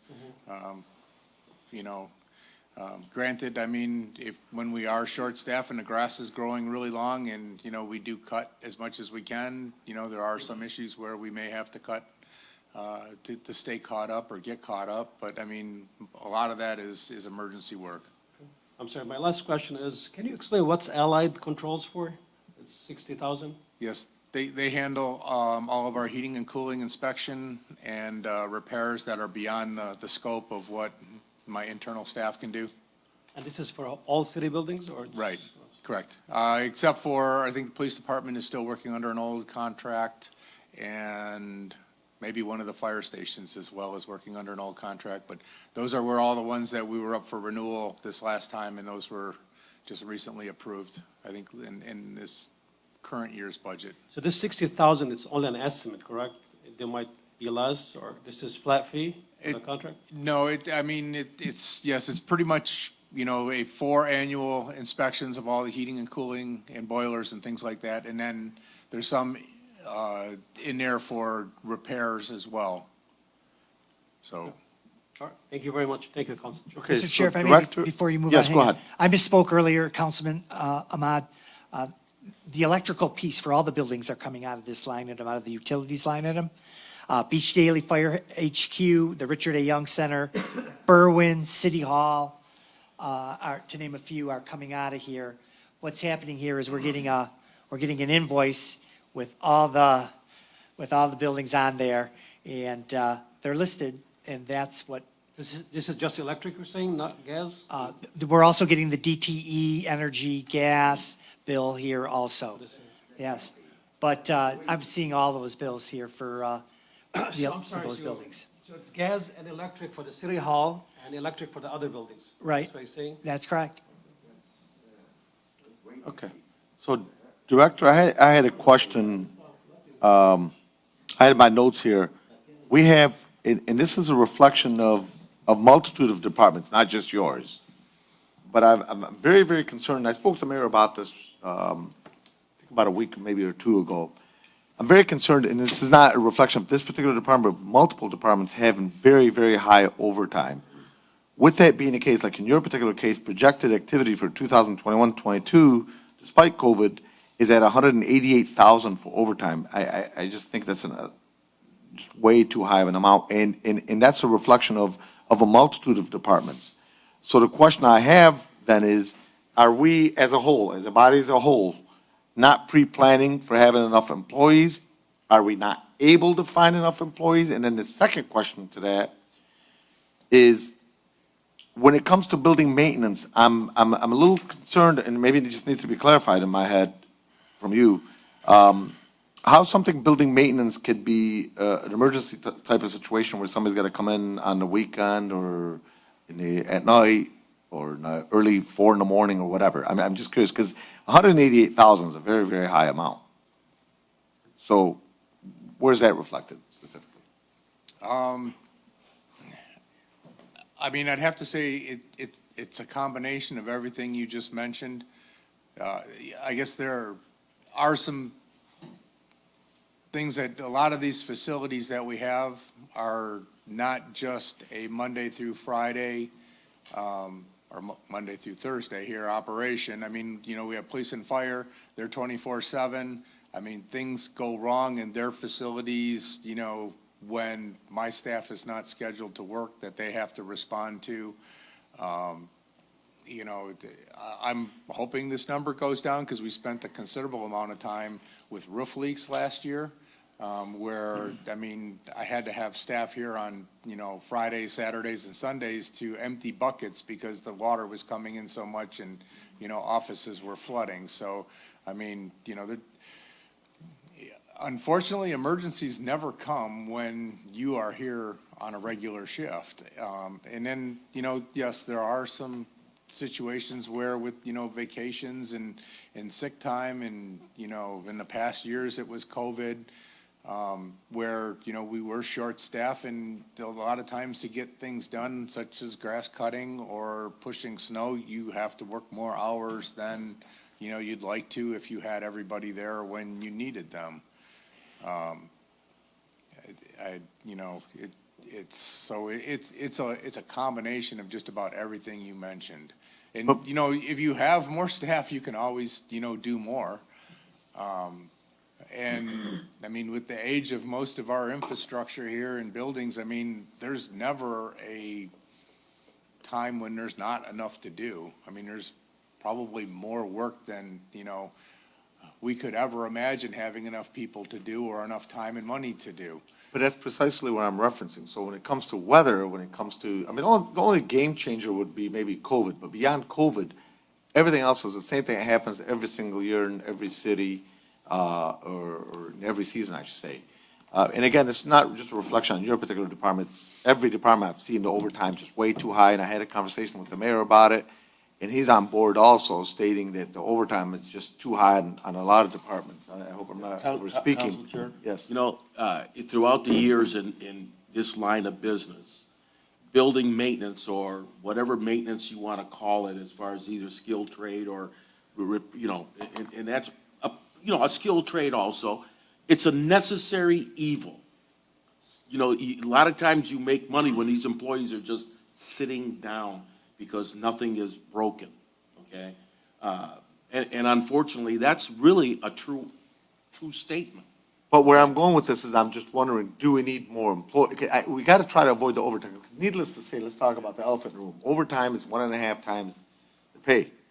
So I'm just wondering, as a city, for all departments, and again, it's no reflection on yours specifically, Bob, For all departments, do we need maybe, and especially like, let's talk about this one, since we're in this case on your department, do we need maybe an additional employee or two versus overtime? Because overtime, you're paying somebody 1.5 times,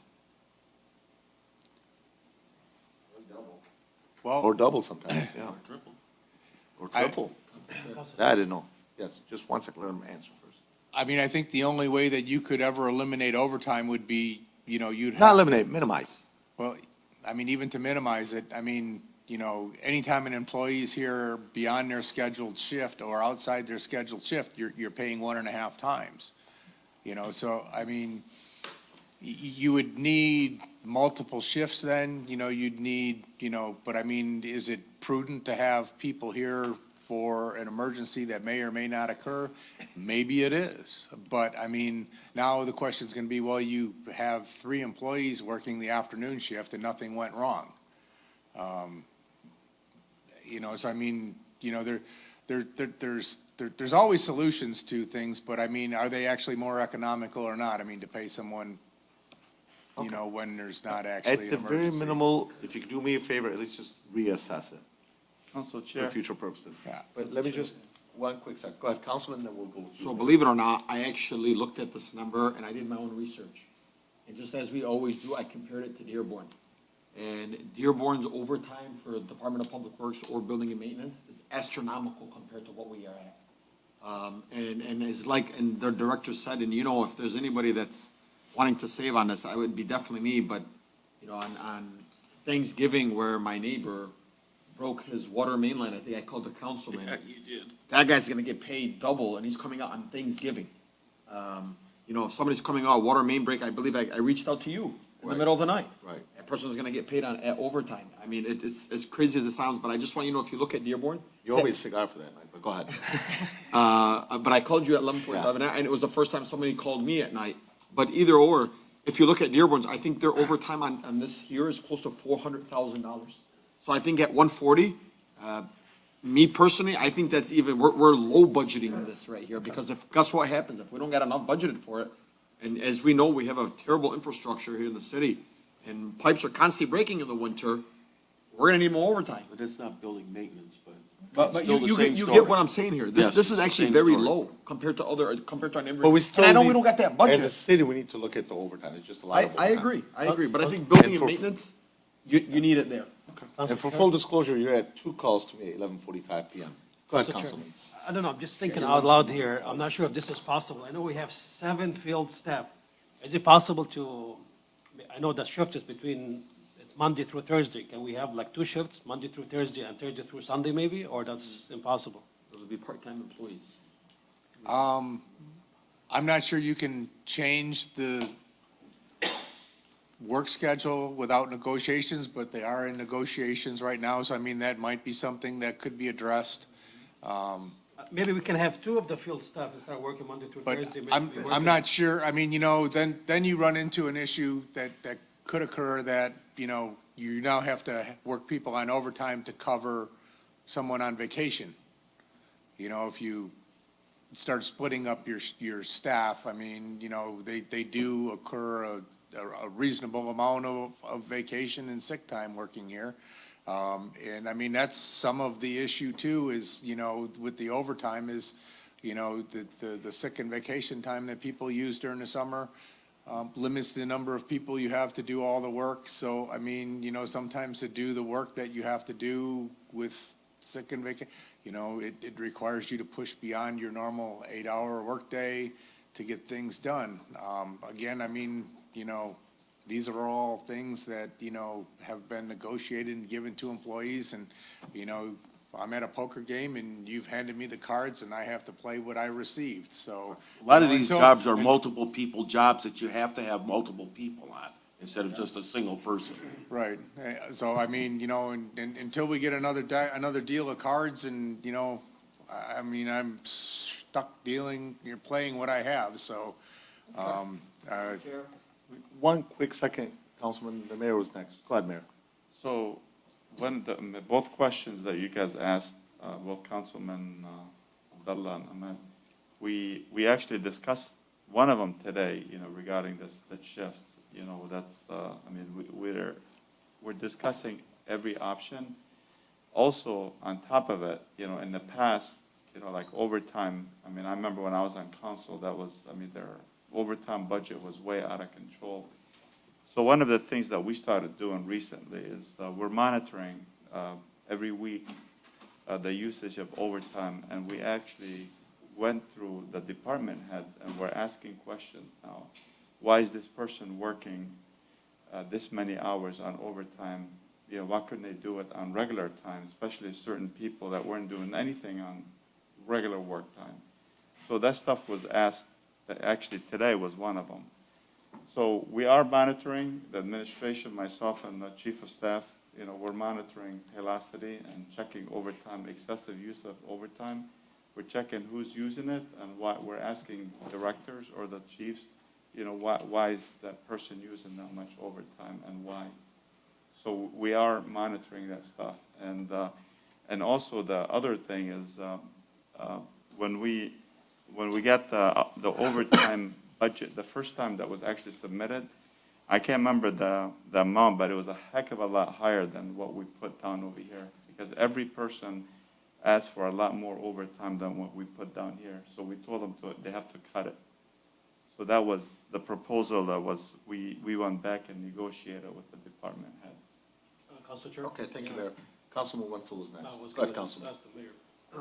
Wait, you have a question for Mayor? Yeah, thank you, Councilman Winston. So Mayor, do you think it's feasible to have two shifts for any department? Well- Or is that against employment law? Well, I'm sorry, so that's something we have to look at. The thing that we were looking at is, like, say, Monday through, like, say, Thursday, or somebody does from Thursday to Friday, you know, so we talked about that.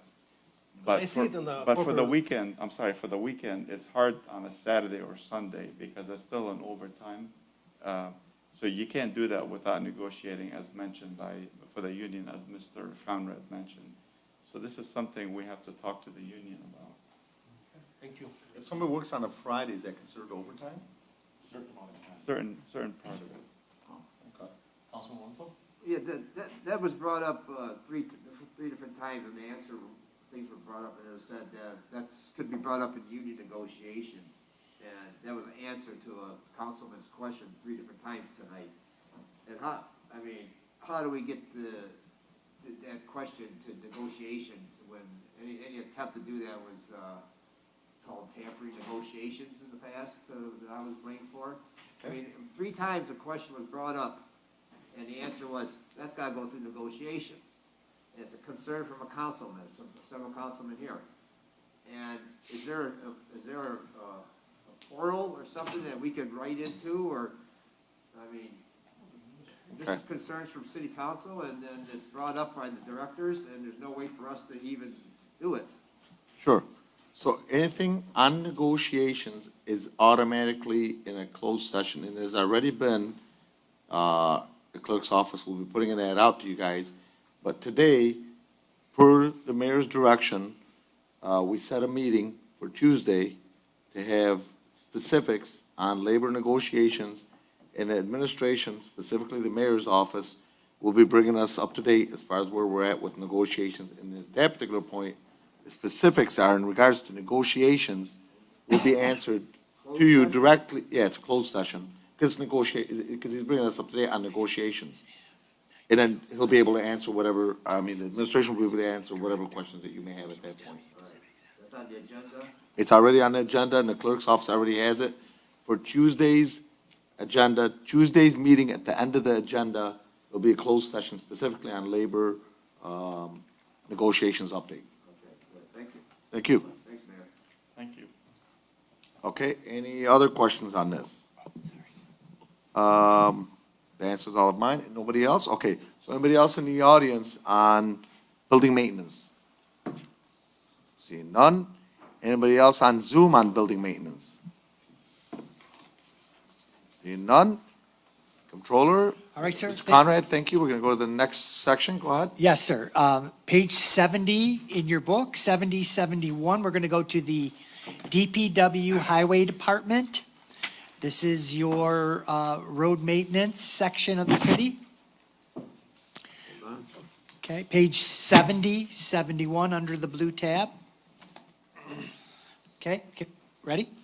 Okay, what you have in front of you we're requesting an appropriation for $2,869,525. And included in that is 13 staff, which would be 9 field staff, 1 administration staff, 2 field supervisors, and 1 director. Now, there is an adjustment here. We would request that we're going to move 2 of the new positions out of water sewer, and we'd like to put them into the 101-440. I had made the mistake of putting in 2 of the bodies that were gonna go into water sewer, or that are in water sewer, of the new ones, and it needs to go into the 440 account. Which is DPW? Yes, into this Okay, DPW. can you repeat the employees then again, please? Okay, so currently we have 9 field staff, 1 administration staff, 2 field supervisors, 1 director, and then we would add 2 of the open positions. Remember, we always were talking about 5 in the water sewer section. 2 of those 5 would come into this department. And I should have appropriated them initially, but I did not. That was my mistake. So that would add another $88,760 To the salary. to the salaries. 88,000, how much? 760. So what does that total come out? Okay, in total, we're looking at, 6. we're looking at 2.8 plus the 88. We're looking at approximately 3 million, approximately 3.1 million, approximately. I didn't do the math. I'm No. eyeballing it here. There's no way. No, it can't be that. No, it's like 2.9 something, 2.9. 2.9, all right, so we're looking at 88,760, about 5, 8, 3, 8, 2.970 something. 15, 2,958,385, 2,958,385. And then the top number in the salaries is changing by an additional 88? Yes, sir. 88,760. Yes, the 605 would increase by 88,760. Okay? Inside of this section is where we record the actual road maintenance, road repair, traffic lighting, winter maintenance, sidewalk repair on all the local and major streets in the city. This is where we record those expenses. In addition, the major and local street funds, which you'll see next, bring in approximately $3.1 million into the general fund to cover these expenses. So what ends up happening here, and you'll see it next as we go through the operating departments, on the revenue side, if you want to take a peek, you can go to page, I believe it is 7 in your books, on the revenue side. Page 7? Yes, sir. 6. Wait a minute, I may have lied here. I'm sorry, page 5. Page 5. You'll see right in the middle of the page, 101, 000. What page? I'm sorry? Page 5. Page 5. 101, what is it? 676.000. And you'll see there, that revenue coming from major and local streets covers these expenses Okay. that we're going to be talking about right now. Okay, so what ends up happening here is the monies transfer out of major street, transfer out of local street. They come into the general fund, and then the general fund pays everybody to provide service. Okay, following me there? Excellent. You guys are good governmental accountants. So- I love it. So we don't add any money from our overall budget to road maintenance. We try to get that 100% covered. We try to get it 100% covered. We also, in addition, because there is a difference between the 2.9 and the 3.1 coming in, that pays for Schedule C rates on equipment.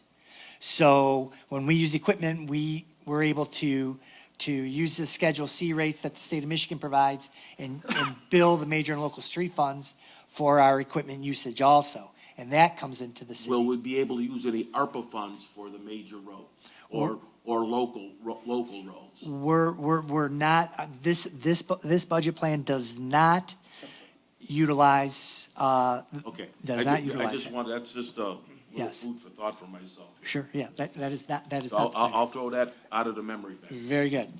Okay, in 440, as you walk through with the change in salary and bringing the 2 open positions in, you'll find that we have 17,000 set up for part-time, 180,000 for overtime.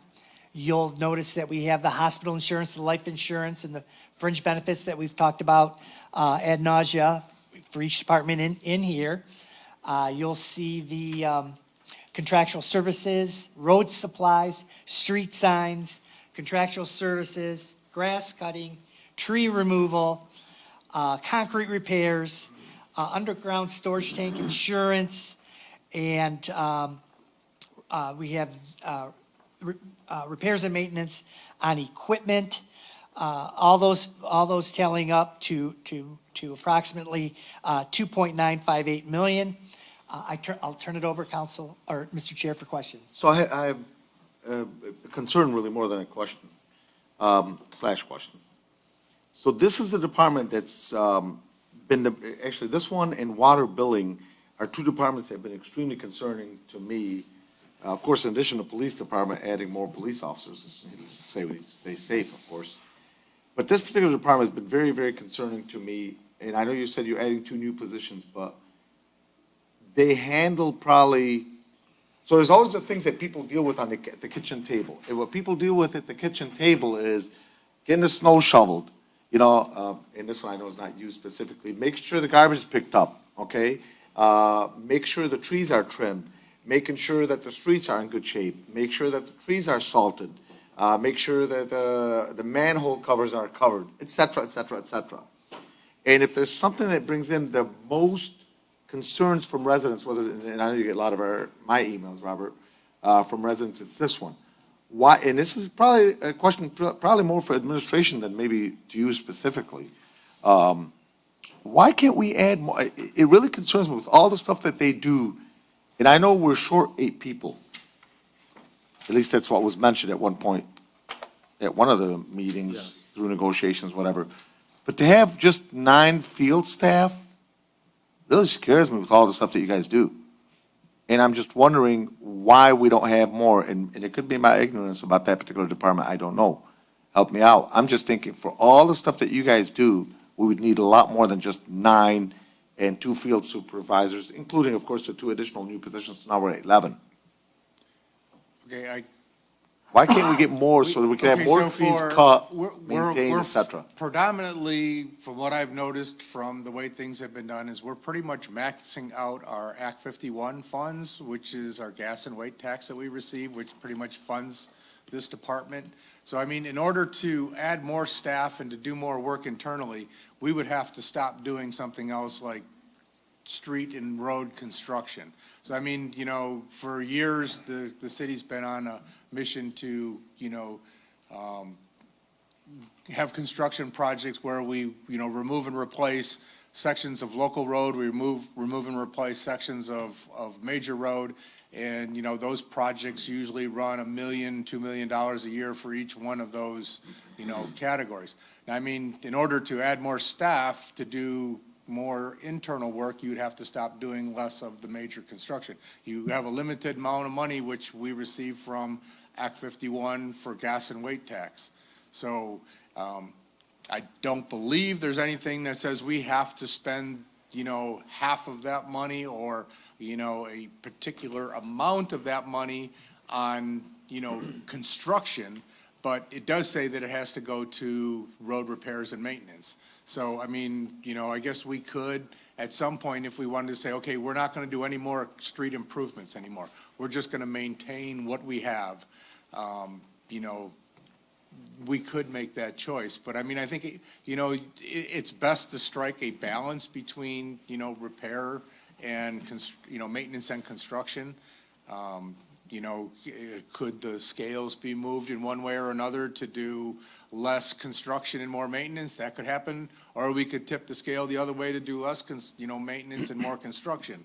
Well, the reason I bring this up, because this will eliminate probably about 90%, just a random number, of the calls that either council members get or I'm sure the administration gets about complaints. So let me give you an example. It's just a hypothetical, and I'm speaking just layman's terms. I'm not a DPW guy or director.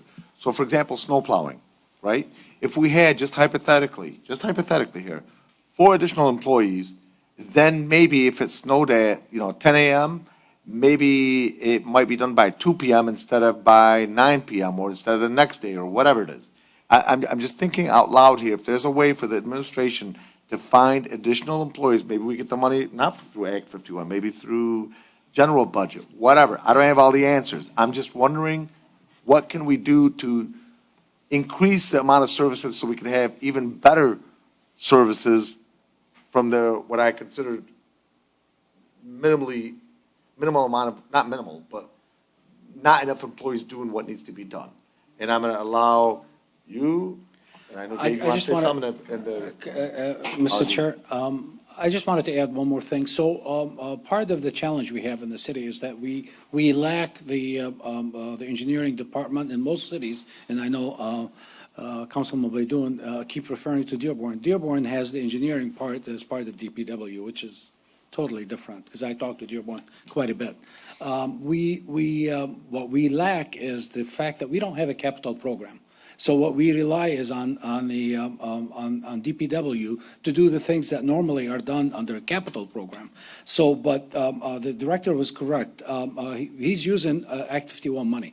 We max them out. What we don't have is a capital program which is generated after you do your master program, end-of-life replacement, planned replacement of any roads, bridges, or any of the infrastructure that you have has to be part of a plan, because that will allow you to go after funding.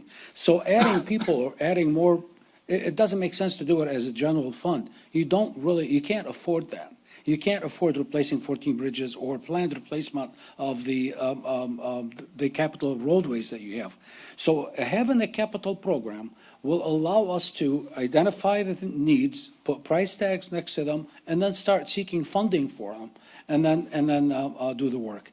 Not to charge it to our tax base. That's our plan going forward. But where the complaints keep coming in, Today alone. This will allow them to do the work that DPW has to do. So DPW has a function and a job description, and that's once you allow them to be a DPW, take the capital program out and have a true capital program. That's what we're trying to do. Okay, and I don't have all the answers, but I tell you, every winter, every time it snows, as you know, 40 calls come in, and look, most of them are justified. Why is my snow done? Why is my street not, shoveled? Why did they do that street, not that street? Why did they not put out salt? And the potholes. The same thing you get on the potholes, the same thing you get on trees that need to be trimmed. True. The same thing that you get on different streets that need to be replaced.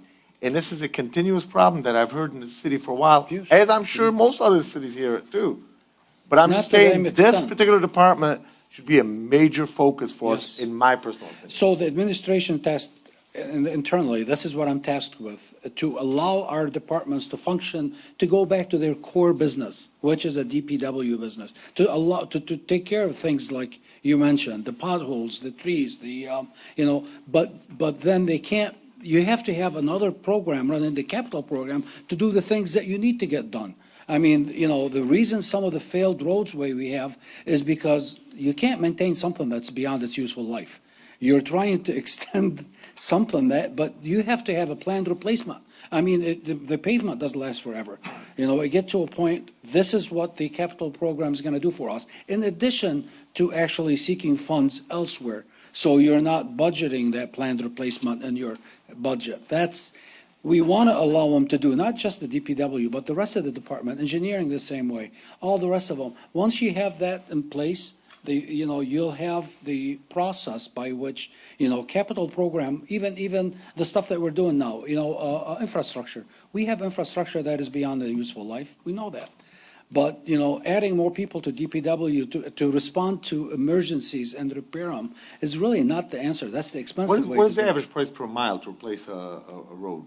Is it a million and a half? At least I know It's, that's what it it was on actually, Van Born. it used to be, it's more now. How much mean, is it? it's quite a bit. Actually, I'm seeing surprised numbers, just recent numbers.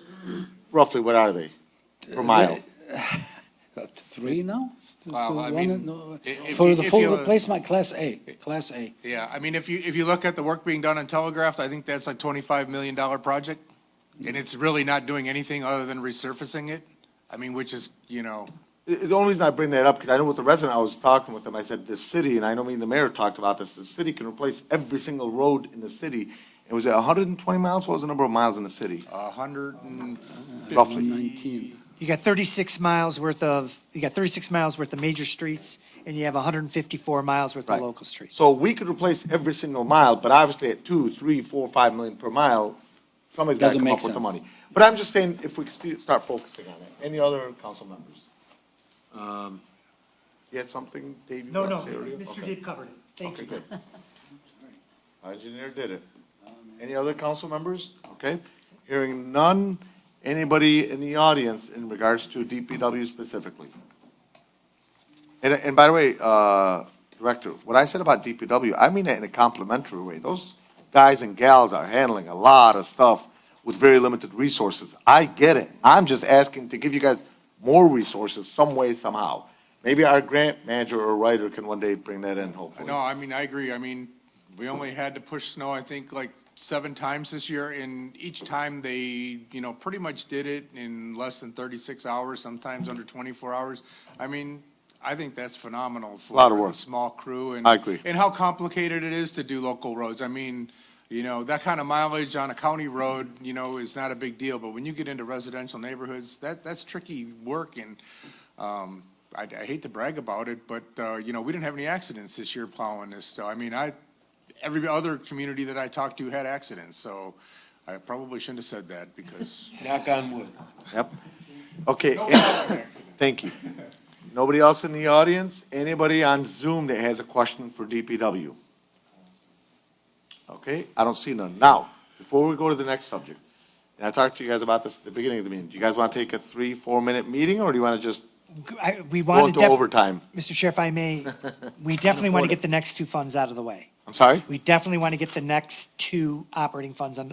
This is Major Street, Local Street. This rolls right into what we just spoke about, and we need to walk through So you're those saying just continue? for these 2, yes, and then ask the question. That's all after there's left, these I two. believe.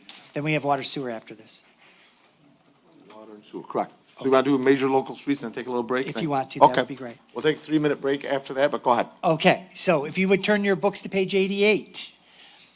88, this is the special revenue fund entitled Major Streets. As Robert has stated, Major Streets is funded by gas taxes. Those are the taxes you pay at the pump. We are asking for an appropriation of $4,641,661. I got I have 4,553,370. 370. No. That's the ending fund balance.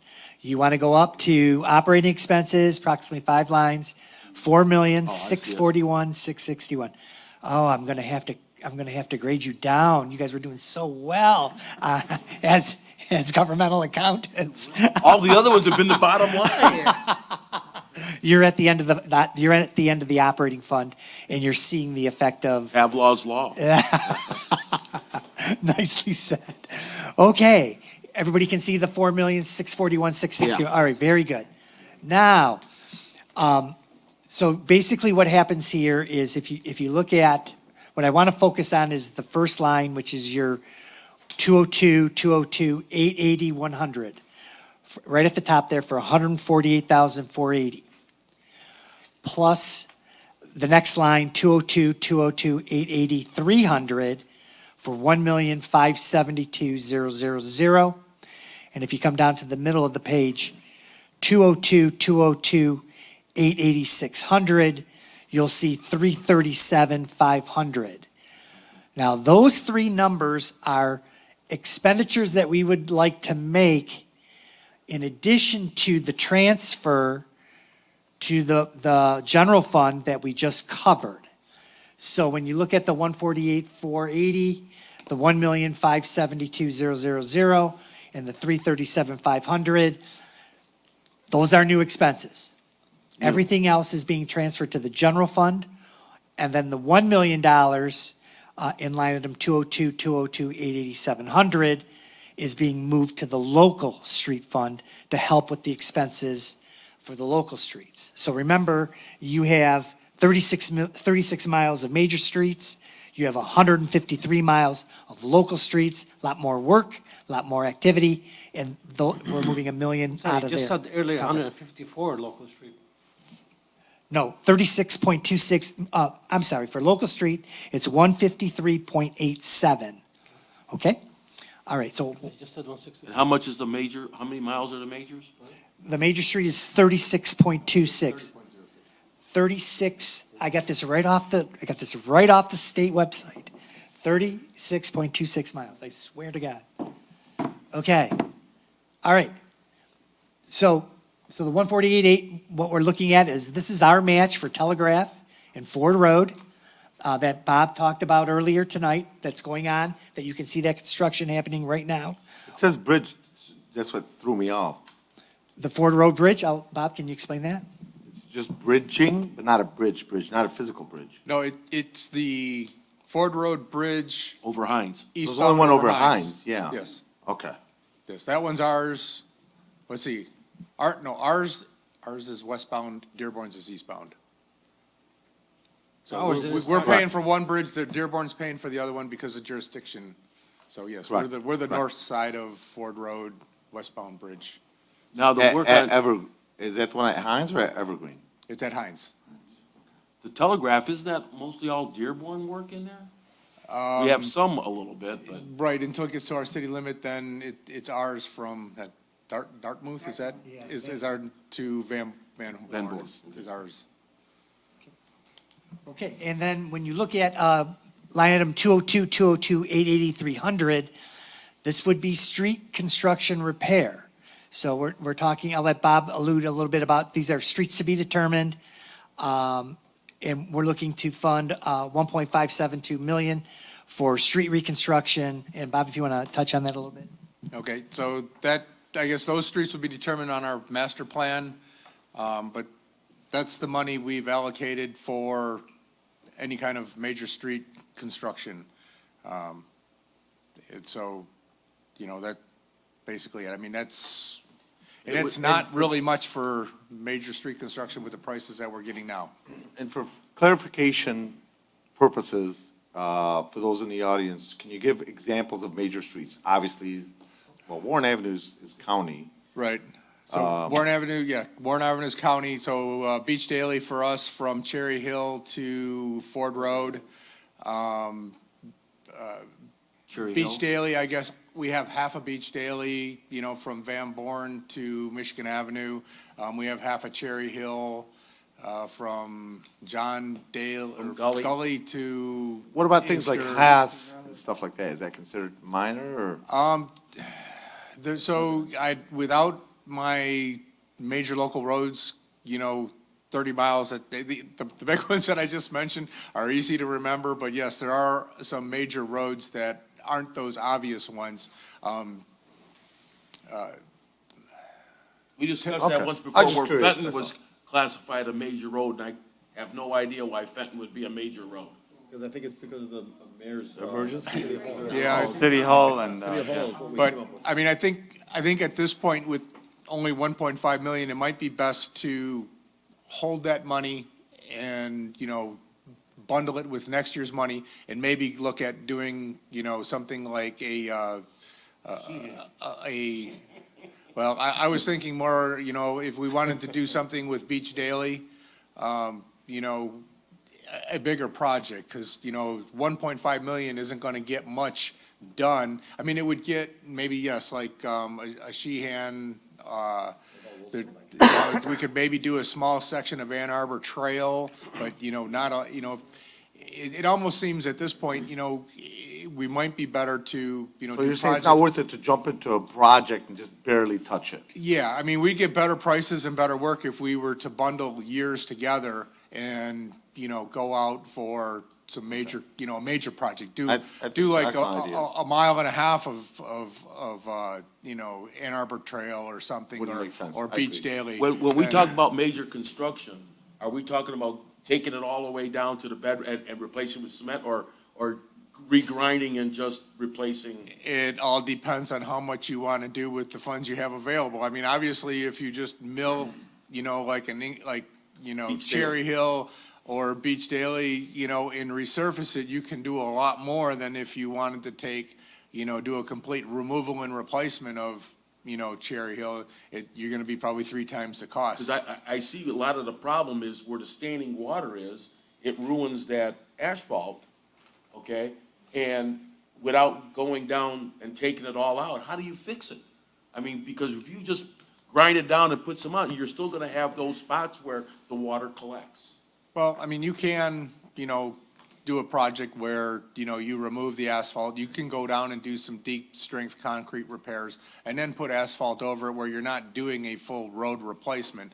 It would definitely add more cost than just a mill and resurface, but it would be far less expensive than a complete remove and replace. Because, to me, the blacktop is a Band-Aid. We see it all the time. Inkster Road, take, for instance, from Ford Road all the way down to 5 Mile, 4 or 5 years, and that's it. I mean, it's all busted all up.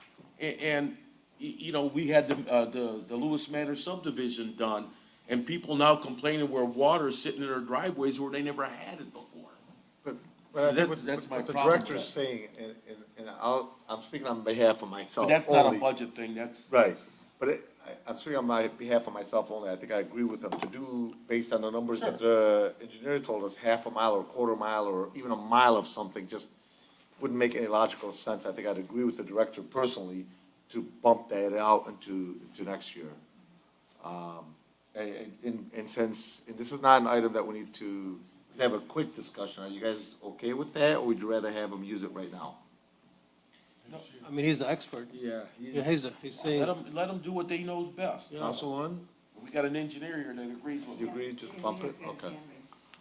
Just for your consideration, I wouldn't remove it. I would actually use that money to match, because we have a local share. So if I go for funding somewhere and I wanted to, there will always be a local share.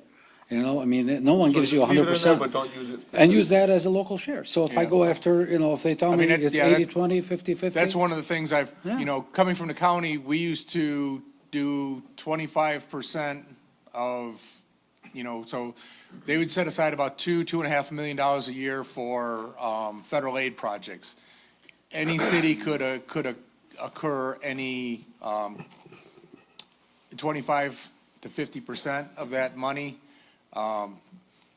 And you have to put in a 20% match, the federal aid pays 80%. So I mean, Cherry Hill, may be a good one because, we could probably partner with the city of Inkster, where, we would be now 2 communities, so we would probably be able to do that entire stretch from, Beach Daily to Inkster, and, Gully to Beach Daily. right, so I mean, yeah, we might be able to actually get, enough money to do that entire section with the 2 communities going you in. can get Inkster We to would do count their as part. 2 communities rather than 1, so, I mean, that has been one of my thoughts. I haven't discussed any of this with them at all, but I mean, I've had, from my experience with the county, that is something, I don't know if this community's, I don't recall in all the federal aid meetings I've been in, seeing a Dearborn Heights federal aid project. Okay, so council members, are you guys all in agreement that we'll go based on, Yes. Engineer Deeb's suggestion? Councilman Wenzel, you're in agreement? Okay. So, Controller, can you go ahead and do what needs to be done to follow that exact direction? Sure. Okay. Council Chair, Councilman, go ahead. can I ask a question on this line before they move on, the line 300? Go ahead. How come I know the amended budget for 21, 22 was almost 3.8 million, only 94,000 was used. Well, that's as of March. As of March, Yeah, and so the at the end right of one the- would be the 160. Yeah, 160 by the end of this fiscal year. So we don't anticipate any work coming out. So we don't anticipate any type of construction work at all. So we're what gonna- happens with the money left? Does it go? It stays. Okay. Okay, it rolls back to fund balance and you're reappropriating that tonight. And that's being set up in the three line items that you're looking at this It evening. doesn't say in this account, it goes somewhere else, you said? No, it stays here, and then you reappropriate it into a new line item either this year or next year. For 22, 23, or 23, 24, or 24, 25. That's pretty, then, between the 3.7 and all 1.7, 1.5 that we're given, that's almost over $5 million, correct? Right, if you're gonna add it up, we were looking at an amended budget for 21, 22 of 6.124 million. We can fix more If roads. I could add a tag question to that, why was that not used? The 3.8 million? I guess it's just projects that that they must have discussed doing but didn't actually proceed with. Who's they? I Who would they be? So remember, Plant Moran came in with a study, and they set up number of streets, number of projects that council had seen at in prior years. The 3.798 million was following that study, and we're coming to the end of that study. That study is pretty much complete, and we're starting into the next go-around.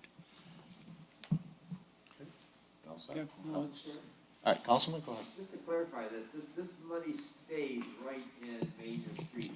It is required to, sir. And then we have to ask for it later. That is correct. What we're looking at right now is we get on a monthly basis the gas tax revenues. They drop into the fund and they have to stay here. Then what happens is our requirement is that it can only be spent on roads. And then we have to report annually to the Michigan Department of Transportation on those expenditures. Does it have to be major streets? Major and local streets, yes. And then you can also do sidewalks, you can do tree trimming and other ancillary expenses that are applicable to roads. spend it anywhere in the right of way, pretty much, then That's correct. for maintenance and repair. Go ahead, continue, Controller. Okay, so if we're complete with, if there are no more questions on page 88, I would ask that we move to page 90. Yeah, Council Chair, I'm sorry, before we move on, I have one more, if we go down to, line 895000, Yes. admin and engineering, Yes, sir. what does this entitled to, like? Okay, so what that does is that pays for the controller's office, the treasurer's office. It reimburses for Mr. Dib. Okay, so the other line items that we didn't cover here, that's part of the transfer that goes up to the general fund that covers those expenses in the general fund that we just covered in 101-440. So that 495 is going to cover Bob, his administrative staff. It'll be a piece of us in finance. It'll be a piece of Mr. Dib, and that covers that also. So you're saying his salary goes from two different department? Well, what happens is we account for it in 371 department, but we transfer the money into general fund to cover that expense from this operating fund. Okay, good question. Good question. Okay. All right, if there's no more questions here, I would ask that we move to page 90, which is the local street fund. Okay, same premise as we talked about major street fund. There are two line items here. The first one, 203, 880, 300. Again, that's for to be determined street construction. And then the other line is 203, 880, 600. That's for bridge repair and preservation. That's over and above the transfer that we're making to the general fund. And those are for various projects to be determined. And then in this department, we're looking to appropriate a total of $2.810 million. And I would turn it over for council question. So I got a question, Controller. So just looking at this here, street construction for local streets is 1.115. Yes, sir. Is it me or is that like a crazy low number? Well, So you would if always like to have more there. So let's talk plain English. I always like plain English. Sure. So if we're talking about Kenmore, Merrick, et cetera, all these small streets, and for all of them combined. Right. We're only gonna change $1 million worth of street, just Yeah, I don't know, my brain's just not comprehending this, honestly. Council Chair, It we just had, seems way too low. Well, we had remember a this, budget of almost $2 million for this year. They only used 200 and, they're gonna use about 296 by the end of this fiscal year. Right. So is it? But that's my point. It just seems like not enough streets. I'm talking about local streets where houses are sit on and where they have the dog and the picket fence. sure. Now, Why is there not enough of them being replaced? okay, so at the end of the day, it comes down to the gas tax at the pump. Okay, so people are paying at the pump and the taxes are coming in from those sales. And the state can only give us what they collect, and everything's done is formula-based per Public Act 51 of 1951. So, and I don't want to get into the formula, okay? No, I don't want So- the phone, but I want clarification though. So with Public Act 51, Yes, sir. that's all we could use money for replacing local streets? Well, you can also use CDBG money, you can also match, you could match with the state or the federal government. You can also, if you From have general- I'm funds, just curious, from general fund. Sure. Okay, so, right. so then back to that.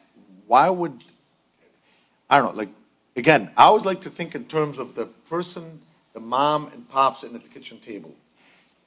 If I was not on the council, I would think when I pay my taxes, I'm paying my taxes, of course, for schools, for police, for fire, for DPW stuff, maintaining the trees, maintaining the streets. That's what I would think. Museums, Why don't colleges. we use more of that for that? To maintain the streets, we're using gas tax money. But why don't we use more of our, and I know there's not a zillion dollars in there, but more of our general fund towards that? Look, Councilman, we're over, like I said at the beginning of this endeavor, we're overspending 1.9 million we're estimating for 2021 and 22, we're bringing in one-time money in order to balance the budget. You don't, as Councilmember Muscat has stated, we don't have it. It's not there. But if you sit with Julie Brown, or if I sit with Julie Brown and she says, well, Dave, how much money did you guys spend on replacing local, everyday streets where there's houses and picket fences and dogs on? And I say 296,000. I would have a hard time telling her 296,000 last year. Some doesn't add up, it seems like there's gotta be either money somewhere else, like it just, my brain's just not getting it, that it would only be $250,000 spent on, local streets of what do you say, almost 160 miles of street. Doesn't it? Seems like we have a lot more problems than just $1 million worth. Or, I'm sorry, $296,000 worth. Our streets are perfect. We didn't finish last year. We still have one more project to finish, so, I mean, there's one I emailed you today about the, director, the one on Crestwood. And a resident sent me the video, you seen the video, and I emailed it to you, just go look at it. I just happened to have driven on Charlesworth and Crestwood the other day and seen it, while showing property as a realtor. It's bad. And so, how do I explain to that particular resident how, well, we only spent $250,000 last year, but don't worry about your street. It just doesn't, I'm just not getting it, honestly.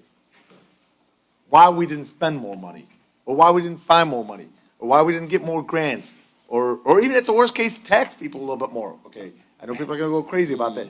But listen, we gotta fix these streets, and I'm not blaming you. Right. But at the end of the day, it does start with you, you/administration. These streets need to be fixed, and I know Councilman Ahmad just said it, obviously, in a joking way, our streets are perfect. Obviously, they're not. We gotta do something about our streets. There's just way too many streets that I see, you see, Chief of Staff, everybody sees them. It's a problem throughout Michigan that everybody's roads are in poor condition. The state underfunded its road system for nearly 20 years. They just recently had made adjustments to the gas and weight tax and increase the price at the pump to give each community and the state and the counties more operating for construction. So I mean, it's going to take many, many years to catch up with 20 years of underfunding and neglect. So our governor sat in front of me right now, and I said to her, you said fix the damn roads, she could look me in the eye and say to me, well, I gave you guys $296,000 to use, that's it? Like, something's wrong there. No, gave she more. did She not gave more, I give know, us. but then it's on us. Then we're doing something wrong if we're only spending 296,000. Then if we don't have, enough employees, then it goes back to what I spoke about earlier. Then maybe we need more employees. I don't have all the answers. I'm just a poor old councilman, okay? What I'm saying is we gotta figure out something to fix these damn roads. I agree. And then let me just add one more thing in addition to Thank what you, the Governor. director had said. We inherited a system that wasn't, this administration, that we didn't have a system in place. You know, and the proper way to do these things, there is a road evaluation. There is a product called PACER, Pavement Evaluation System. So where you go in and you drive all your city and then you rate all these systems. So we've had some of it done before, but we never really put that information to use. And I respect that. So going forward, we're looking at these things. Yeah, we're We're in looking at turbo the now. program. Well, I'm not trying to justify, I'm just saying that we came in to a process that was not functioning. So everything is being created, as my chief of staff says, one brick at a time. You're building the city one brick at a time into modern system. But that's how it starts. So you can't just throw money arbitrarily. You need to have, you want to justify it. So when you go with the PACER, so we're currently going out to hire a consultant to do that. It's not a huge endeavor, but it will give you your entire roadway systems in a yellow, red, blue, green, and you rate them. I can save you money, throw all in the red. And then you, and then you will put a price tag, so that, as Councilman Muscat said, then you would decide based on your expected level of service for that particular road. Do you need to put an overlay or a complete reconstruction? That will have a big difference. This is how the progress starts. But I respectfully disagree. Okay. Because, and I know you're engineers, so everything's gotta be assessed and Excel sheets and all that, I get that, I don't okay? like Excel. But She doesn't. even just plain old, again, I like to go back to just basic, just plain old John Doe me that can't even put a light bulb in, driving, I mean, the one that comes to mind right now, I drove on Evangeline at one point, this is just north of Haas, and driving south off of Warren Avenue, going to an appointment, I ran into DPW, guys and gals that were there trying to fix something that I, as somebody that knows nothing about roads, looking at it thinking, this thing needs to be replaced. This thing is a mess. Let me just give you So one what more I'm saying, example. what I'm saying, Director or Engineer. Yep. If I look at that and I know nothing, I don't know how to, I can't even put a light bulb in, and I look at that and I go, man, this thing is a mess. I don't even know why we're even attempting to fix that. That thing should be replaced. And then I take a look at the numbers, the accounting part, and I say, oh, only 296 was spent. That's where I'm not getting the connection. I'm not going to justify the 296, but I'm going to give you one example. So we just put a project out on the street that's going to take 2 years in an area that is combined CSO. That I know I just received 2 calls today about water ponding in that location, which we know the reason for that in the streets is because we have a combined system and restricted catch basins, intentional. So is it economical for me to go and add the work now when I know in the next 2 years I'm going to separate those systems and I'm going to put in a better drainage. Right. So I have to delay it until that takes place before I can put additional drains in the street to accommodate it, because if I do that now, I'm going to flood everybody's basement. So things have to be done, and take. Then can we agree that this model is not working No, good I agree. enough? Okay. 100%. Then that's all I need. agree. Okay, then we'll agree that we're gonna go into something totally different. The Model T is not working, okay? We gotta get a new, F-150. F-150 electric, truck. We gotta do something different. All right, thank you. I'm okay. Okay. Yeah, go ahead. Yeah, I have a. Go ahead, Councilman. Are we done with this line, or can we move?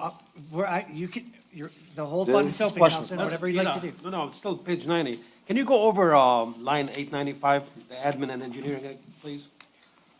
I know it jumped from, I know it was budgeted for 125. We're gonna be using I'm sorry, what was the account number again? I apologize. 895. Oh, sure. It's the same, okay, it's the same situation as we had in the major street fund. This is the local street fund now paying for Bob, myself, finance staff, Mr. Dibb, it's their share of administrative costs that are going on here at City Hall and over at DPW. So what does it say, 10% of revenues? Okay, the state law will only allow you to transfer up to 10% of the revenue that you receive for administration. So they only allow you to use 10% of the revenues we bring in for admin. So let me understand, so we're taking from different departments to pay the salaries, like, let me. Different operating funds, different sources of revenue. To pay for Yes. example, let me use Mr. Deeps, like, for his salary, we're taking it from different departments, like, different accounts. Different operating funds. Okay, so that's why we're It's doing. only when he's doing road projects, though. Right, only, yeah, so he's got to work in that section. Okay. Mr. Dibb has to work in that section in order to get reimbursed. We just can't reach in and grab the dollars from the major street fund and the local street fund. We keep intricate time records, and those time records are accounted for and allocated, and we have to justify that to the state of Michigan on an annual basis. So you have to work it in order to get it. So is that for his salary, or is that extra stuff? Salary and fringe benefits. So that also includes any engineering services that we use with Wade Trim. So they would also come out of that fund to pay for any engineering services towards any road engineering plans or inspection and things like that towards the road project. So that also encompasses the engineering costs. But not administration. Right. We could not use the administration line item that you're talking about there for Wade Trim. We would not do that. Okay. Okay, Wade Trim would come out of 203, 880, 300. Or they would come out of No, okay. 203, 880, 600. When they do the work and they apply, so say they're working on a local road project, the engineering expenses from the third-party engineer would be charged right to the line item for their time. Okay. So since you mentioned 8,600, I see here it's, we had the budget for 112 for 21, 22, and nothing was used? That is correct. We're not anticipating any dollars being spent out of the line item. That is correct. So I can take it that, that line is supposed to have, if we approve this budget, it'll have about 224,000 for next year? Well, what I would okay, so I see where you're going. Okay. Okay, so what you want to do is now, we're going to go to Councilmember Baydoun, and I don't want to do quiet. I don't want to do accounting here, but what'll happen here is if you look at the 2 million, in the lower right-hand corner, 2,577,133, you see that there? If everything is spent in accordance with the requested and the recommended budget, if everything is spent and my projection comes true for 21, 22, at the end of the year, we'll have $2.577 million left over for next fiscal year. Follow me? Okay, So you get more work done then. you could theoretically appropriate more now. If you had projects lining up, theoretically, you could use that 2.5. I'd say, well, you got about 2.3, 2.5 million. Well, you have 2.5 million available. If you wanted to budget more this time around, you could tag into that. But we don't have a project to recommend at this time, so we're not recommending any more than what you see today. Thank you. You're welcome. Any other council members on this? Councilman, go ahead. Does the amount of money that's taken out to compensate, say, your pay in the comptroller, is that reflected in the comptroller budget? So what'll happen is this, is my expenses will be accounted for in the comptroller's budget, okay? Now, on the revenue side, on page 5, when we went to page 5 and I showed you the 3.1 million, I'm bringing the expenses shown here in 203, 895,000, the transfer to general fund to cover my expenses here, and the revenue is in general fund. And then that revenue covers my expense that is recorded in the general fund. And I don't want to get into the accounting, but you have to appropriate this way. That's accounting 101. There you go. And I don't want to go any further than 101. So you're transferring the money out of 203 into general fund to cover my salary, cover Mr. Dibb, cover Mr. Conrad. et cetera, et cetera. Good question. Okay.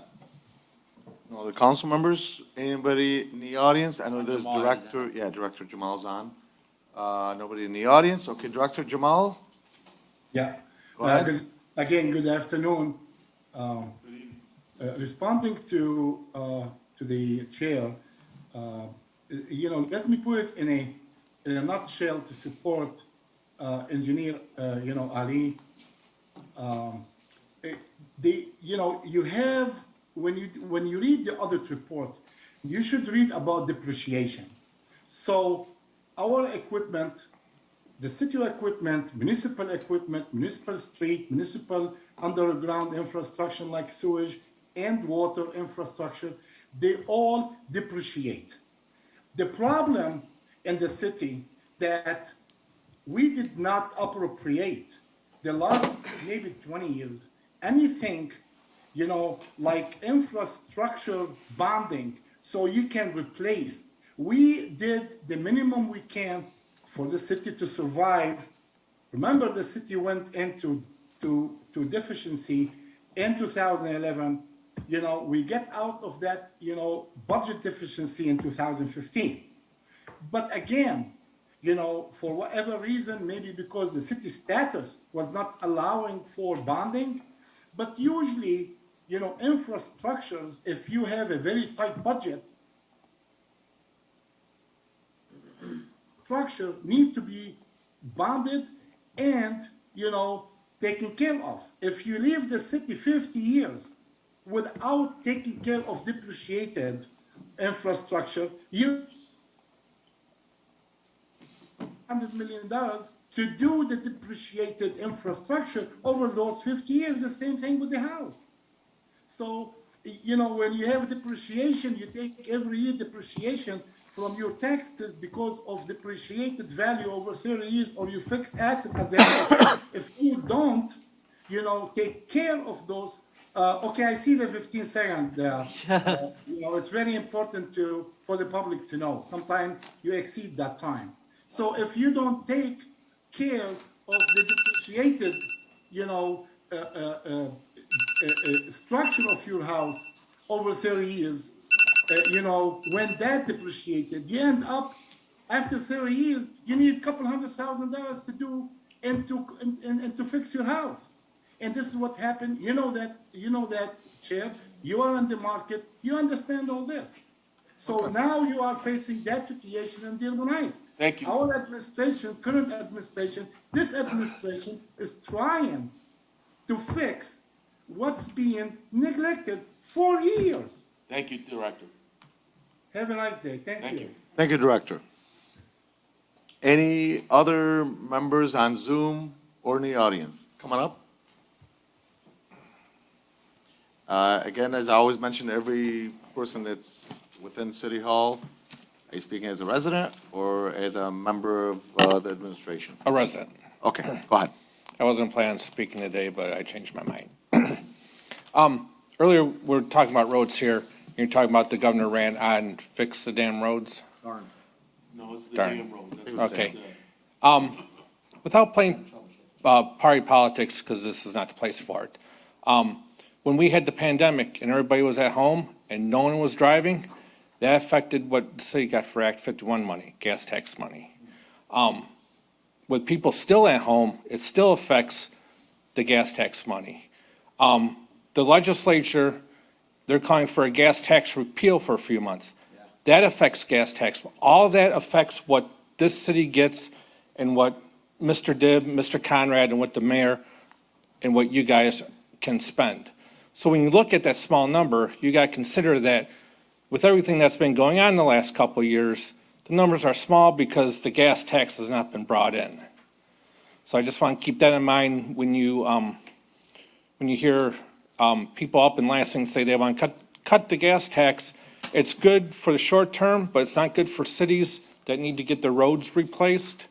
So I'm sure when people hear that know about the Act 51 money and they hear about gas tax repeals, they tend to cringe because projects will have to be put on hold. So I just want to throw that out there. Okay, thank you very much for the clarification, Mike. Appreciate it. Okay, with nobody else on Zoom, what we're gonna do now, we're gonna take about a 3-minute, maybe 4-minute break. You want to start back at 8:30? That's too long of a break. Too long? Okay. Yeah, if we could have like 5, I know you need a break, Controller. You've been going at it, so You wanna good go job. Let's go 8:20. Can we go 8:20? Okay, that's fine, absolutely. Okay, so we're gonna go ahead and take a little 4 or 5-minute break, come back. I thank you, Chief of Staff, Mariana, bringing the hours, Controller, thank you, Adib, Director, Mayor, everybody else, thank you. So we'll come right back in about 4 or 5 minutes, 6 minutes, 7 minutes.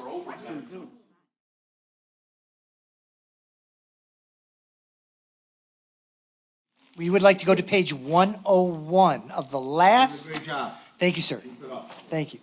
All right, 101. This is our last operating fund, guys. We're in the point two of a marathon. We're in the point two. Home stretch here. This is the last operating fund, which is the water sewer fund, the enterprise fund of the city. And we are asking to appropriate $47,975,146 with the revision. If you recall, we took away 2 positions. And so the new revised number for water sewer will be 47,886,386. 47,886,386 will be the new number.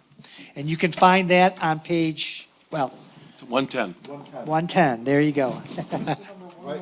47,886,386. Yes, And that's yes. on the right-hand side, about 4 lines up. Yep. Okay. All right. Now, with that being said, we're in this operating fund. 110? I'm sorry, sir? Are we okay? Okay, so we have 21 field staff that are appropriated with the adjustment, 3 administrative staff, 3 supervisory staff, and there are $15,000 worth of various part-time staffing being charged here. When you look at the 3 departments, there is $200,000 in overtime.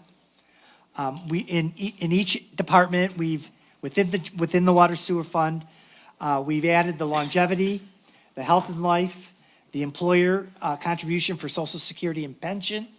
And for the longevity, it's $16,305. The health and life across the 3 departments is $462,161. And the employer contributions for Social Security and pension, $472,651. Now, that's spread among 3 departments within this operating fund. I'm giving you the 10,000 foot. We'll go through page by page in a second. Okay, we're also in this operating fund asking for an appropriation of $200,000 for the OPEB pre-fund. There's $915,000 worth of concrete repairs, Mr. Chair, $915 for in here, which you'll see here. You'll also see the FEMA grant expenditures, $1.125 million. You'll see GLEWA estimated water purchases. You'll see sewage purchases for 7.5, but remember, we increased that to 7.8 based upon the revised billing that we received from DUA. We also have the bond expenditures you're going to see in a moment for the L42 project, the CSO L42 project for $11.3 million. $9 million for meter replacements will be in here. $1.265 million for cleaning and lining of sewer lines. There's a street sweeper replacement in here, and there are 11 debt issues totaling $2.489 million, which we will get to in a moment. So if you would take a look at 101, this is the water section of the operating fund. You'll see salaries and the fringes on page 101. Any questions here? This is where we'll take the 88,760 out. The 332,086 will be reduced to 243,326. Where would that beat out? I'm sorry, on page 101 at the top. Yep, Salaries, you'll Yep. see 332,086 on the far right there. yep. Okay, we're gonna back away 88,760 from that department. 88, Comma, 760. Okay, now I know I went through that really fast, but I don't wanna, you're gonna see it in a second as we go through the pages here. So there are 3 departments that you're gonna be looking at. If you watch the second three digits in the account number, you'll see 592-536. 536 designates water. So there's water, and then there's sewer, and then there's debt.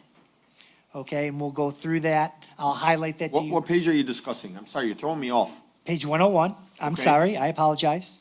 If you look at the left-hand column, it says GL number at the top. You see that there, far left column? Yes. At the top? If you come down, you see the 592-536-706.000.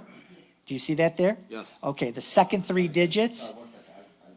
Okay. Page 101? Page 101, far left corner. Far left column, upper left corner. First, the 592-536-706. Oh, you're talking about the line? Yes, sir, yes, sir. That's okay. That's all right. The 536, thank you, Councilman, appreciate it. You got, we have an opening in the Finance Department, in the Comptroller section.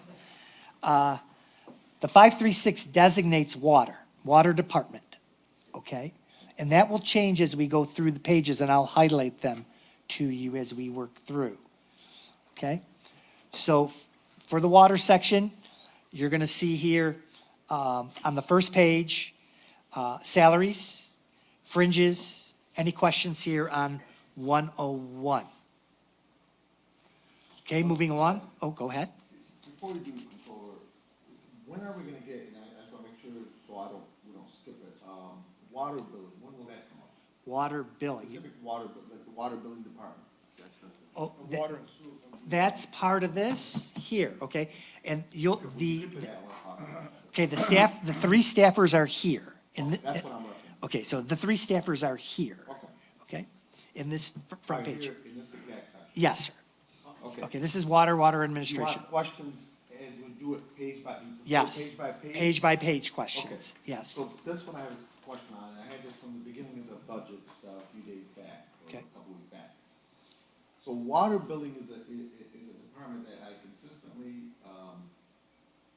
get concerns about from some residents, not specifically the job that they're doing, because I'm sure they're doing the best they can, but it's definitely, there's just not enough bodies in there doing the work that needs to be done. So when somebody's contacting the water billing, the phones ring on and on and on, because you only have one person, sometimes you have two running those particular phones. You don't have enough people going out to test the meters, you only have one, if I'm not mistaken. Conrad, is that correct? So to me, there's not enough employees there, and again, I don't have all the answers. All I have is the vision, and then let's see if we can come up with an answer. I don't work directly in City Hall, Controller's Office, or any of the particular departments to have all the answers, so. That's drastically underpowered as far as human power is concerned. There's that department and DPW, and even arguably ordinance. Those three departments are, in my opinion, just don't have enough employees working there. Those are the three that at least concern me that I see. What can we do there? I know what can be done, but how can we do it maybe? What can be done is adding additional employees. But if you call and test it, go tomorrow or any other day, call from a random number and call the water billing department, and your phone can ring for quite a while, because again, they have so many calls coming in. That's a service that's highly needed by a lot of residents, but yet, there's not enough people handling those particular calls. I don't know, what way can you see to help solve this? Well, right now you have three people working in administration. Three. There are three in administration, three working in administration. Gentlemen and two ladies. That's correct. Okay, so there's cross-training issues. During heavy volume, bring somebody over from another department to handle, or the calls can buzz to a different department. You've got to work with the unions that are here, because there's change in duty, so you've got to go through that kind of discussion. But that comes to mind right off the bat, making sure you have two in the office at all times, using, people from other departments to make sure that you have two people in that section at all times. One to handle the customer, one to handle the phone. And then you have the gentleman there, he's basically he's the backbone, and doing the numbers crunching in the background to make sure that billing is happening. Who brings forward their budget? Is it Right here, Mr. Conrad and myself. So right now, I supervise Do you the, have any considerations for adding additional employees? right now, no, we do not in administration. Okay, well, let me phrase it a different way. Hang on real quick. We Yeah. can't hear you. Can you hear me? Check, Check. check. I'm gonna ask Vince to unmute himself just to see if. On Zoom, they're saying you can't hear us. Yeah, here, Mr. Abdullah. Okay. Oh, somebody turn off my phone. There you go. Your mic. Mike, okay. All right. All right. So again, So- we're looking at budget. I don't know if you want to talk about operations. at the So I'm moment. just gonna go back, just in case for those on Zoom that didn't hear what I said. I'm gonna summarize it in one or two sentences. There's been a very serious challenge in the water billing department consistently, where if residents call in, it's a long wait before somebody can answer. And the concern is, obviously, there may not be enough human power in there to be able to solve it. I'm sorry, to get better customer service. And my concern is, that's a department where people need good customer service. And when they call, I even tried it myself. You could be on hold for quite a while, again, because there's not enough people answering for the number of calls that come in. It's not so much that they're not doing their jobs. I'm sure they're doing the best they can. And I've watched them and seen them. They're your neighbors. They're right across from the hallway from you. So I'm sure they're doing the best they can. And I've seen them and watched them do the best they can. But again, there's just not enough people. So the question I asked Vince earlier is, with the DPW, why did we not ask for more employees to be added there, in addition to only one person that can test the meter? So people consistently sometimes complain about, their water bills being too high. Sometimes it's justified. Sometimes there's a meter problem. But if somebody has a problem with their water meter and they want the water department to send out somebody to have it tested with just one person, if that person calls in sick, now we got another 2, 3, 4 day delay. Not to mention sometimes like I think a week and a half where they could come out, if not longer. Why have we not asked for more human power in there? Well, know this. Okay, so remember, we're making the $9 million investment into new meters, okay? Okay. That's number Good one. point. Good point. Okay? So that's here, that has to happen. There's no question about it. And that'll help the meter reader situation. Now, as far as operations go in the administration, you gotta take that day by day. You have to make sure you have two. At this point in time, we have not asked. Again, you're looking for, how many resources are coming in. I don't wanna take up all our time here on why we didn't staff it up, but at the end of the day, it's resources versus the need, and we don't have the resources at this point in time. Okay, can we at least assess, I'm not saying let's do this, because at the end of the day, everybody's got to assess this. Assess maybe adding more employees in that. Council Chair?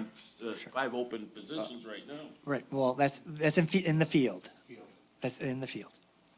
And also, you don't want to commit to bring in more people now, especially with bringing in new water meters. If you bring somebody in, I just don't know what can be the future when we bring in the water meters, like who's going to be doing what. So, the water meters, we're pretty close to bringing in a proposal in front of the council in the near future. So that's going to change the dynamics of the whole department. So are you suggesting, I just want to make sure we're on the same page, that there would be a lot less potential calls coming into that department? Well, it's going to be more effective, because a lot of the staff currently working, they'll be doing other things than just, a lot of the basic stuff, they can just look them up, pull the stuff on the computer. Just like, for example, you don't have to go in the field to go check.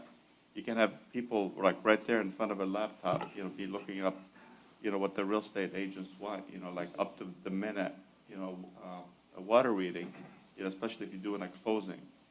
Or, like a billing, you can find out by the minute, what the water bills will be, and if they have a water loss or anything like that.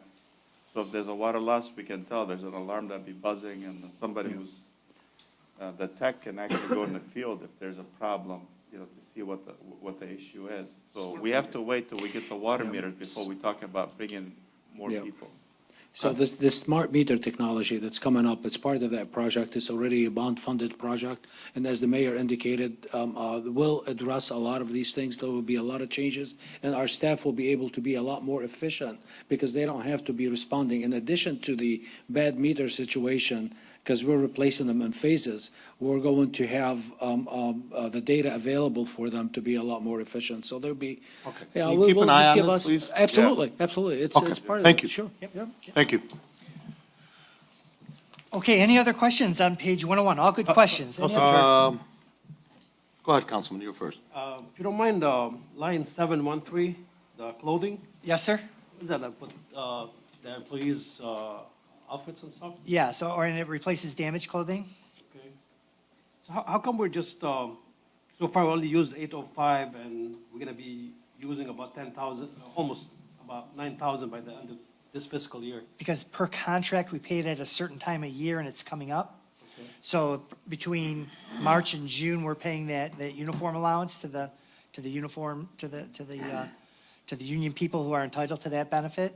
Okay, so, and then we're also paying for if somebody tears something, we have to replace. So we haven't, knock on wood, we haven't had a lot of that expense. So it's a timing issue. Thank you. You're Okay, welcome. Director, with the 5 open positions, Well, really obviously- 3 now here. I'm sorry, 3 now. 3 left? Yeah, Okay, that's 'cause what you, We pushed 2 into 440. okay, So so we there's only have 3 left? Okay, Right. good. Okay, my concern again, and I'm just gonna make a statement, we don't need to discuss it, because we've already discussed it, but we gotta continue to work on the overtime, because like in this particular case, we have almost 93,000 projected use of overtime. Right. This will be line items, last 6 numbers, 709.000. Correct. Thank you. Now, one last thing I want to point out on this page is, when we talked back in April, Mr. Jamal is charged to water sewer 40% of his time, and you'll see the footnote there at the top of the page in blue. And so you see Director Jamal for his 40%, because he's working the FEMA program, and his time, 40% of his time is getting charged to water sewer in this department. Thank you. Okay, any other questions on 101? Any questions, council members? All right, let's go to the next page. Okay, next page, 102. Okay, what you're going to find here is water expenses. You're going to see professional contractual services for $145,000. You're going to see $70,715 for regular contractual services. You're going to see concrete repair. So when we do water mains and we have to fix the street, you'll see we have 915,000 set up for that. You have your MMRMA, general liability insurance, water funds share of those expenses, 405,000. Okay, and then you can see the FEMA grant, 1.508 million at the bottom of the page there, kind of hiding by the ring. So that's, you're looking at housing demolitions and the engineer associated with that project. Any questions here on page 102? Make sure no council members? Okay, I've got a couple of questions. Okay. So on supplies, the requested budget has gone up quite a bit, from the 62,000 projected to 82. That's a pretty good 15-20% increase. Do you know why the supplies is increasing so much higher? I do, sir. If you go to the left on 2021 activity, you'll see the 77,572. On which page, I'm sorry? Same page, if you go to the left on the supplies line. Right. Okay, so 2021, we spent 77.5. Okay, so if you take inflation into consideration and the pandemic being gone, getting out more and more, Okay. we're looking at an $82,700 number. Makes sense. Okay. Okay, next question. Council- Here, we have this, weight trim, GFL, flood cleanup, and we had 685,000, okay, projected activity in 2021-22. Right. The question I have is the requested budget is 145,000, and that's for, again, budgeted for weight trim, GFL, flood cleanup. Now, since, as we all know, there's a underground infrastructure issue with multiple cities, not just our city, and I know our administration and Ali is working on hopefully trying to find a long-term solution for this. But until we do, that problem has not gone away. And more than likely, it's going to rain again, and more than likely, it's going to rain hard again. And I hope no resident has any problems, but let's talk about the reality. There could be issues coming up. With that being the case, since we spent or used through the end of the budget season 685,000, why are we only budgeting 145, quite a bit less? And then if God forbid something happens, now we gotta go back, try to figure out a way to get another 600,000. Okay, so, what, it was a one-time event, my understanding, it was a one-time event. Okay, hopefully we don't have another one-time event so you have a 500-year storm, you have a 100-year storm, and it kicks this up. Hopefully you're not seeing this storm again for 10 years, the way the environment is going now. What would happen here is if something did happen and you had to spend the money, that's where fund balance comes from. That's where your unrestricted fund balance is used for that type of emergency situation, okay? But we're planning for a normal average year. That's what the spending plan is all about. And if you go to the left for 2021, if you look in that column. 135. 135. Right. Okay, so that's where we are. And at the end But of the. where I'm saying is, the infrastructure has not changed. Well, Mr. Dibb has the bond issue. The combined sewer overflow is happening. I know he's got another project on the drawing board, and he's working to alleviate those types, and we'll get to Okay. that as we work through. Okay, and then the second question I had, and that's like kind of, okay, we have, total tree service, guardian alarm, weight trim. Yes, sir. We went from, on average, 66,000, depends in past years, but then now we jumped up to 145. Okay, I'm sorry that, I have a typo there. The 145 is in the blue, which is part of the footnote. Right. Okay. The actual line asked to be appropriated for is the 70,715. So that 145 should be 7715? Yes, sir. Okay, so get that. 70. 70715. Okay, so it's a typo. Yep. All right, and then the next one, I had a question in regards to flooding settlements, 400,000. We don't want to go any farther, please. Sorry? We don't want to go any farther. I would recommend that we leave the number there. There it is. You can see it. Let's not talk about it. Oh, got you. Okay, thank you. What's that mean? What does that mean? Yes. You don't closed want to session. tip your hand to what's out there.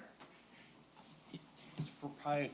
Yes, This is one number, you can see it, I don't want to talk about. My recommendation to you is we do not talk about that number on the open floor.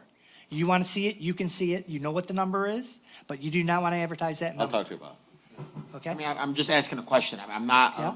there's nothing behind it other than me asking. Okay, hey, no, what good. it is. Yeah. That was gonna be my question. I see here we had 645, then here we had 400. Yeah. And then, that's it. No, it's fine, I didn't want to touch on it, but at the end of the day, you have, that's fine. We just don't want to talk about it. You see the number, okay? All Okay, right. got it. Okay. I'm done with that particular page. Okay. Well, I'm done as far as my questions. Any other council members have? Council Chair? Councilman I know they Clark. answered the first part of my question, which is line 818 about the 70,000. Yes, sir. But it says here, total tree service. Did we budget it for tree service with the DPW budget? But sometimes what happens is the water will pick up part of the expense also. So let's say you have a water main break, and it affects the trees, and you got to call a tree service in. Water fund will pick up part of that cost. It's an eligible expense, depending on what has happened. Or if a tree has gone into the sewer or into the water line, and you got to take the tree out. So there you go. Thank you. Most of the time, it's to remove it, a tree has to be removed to do the water main break. So so if that water main break is underneath the tree, then the tree has to be removed to do the repair.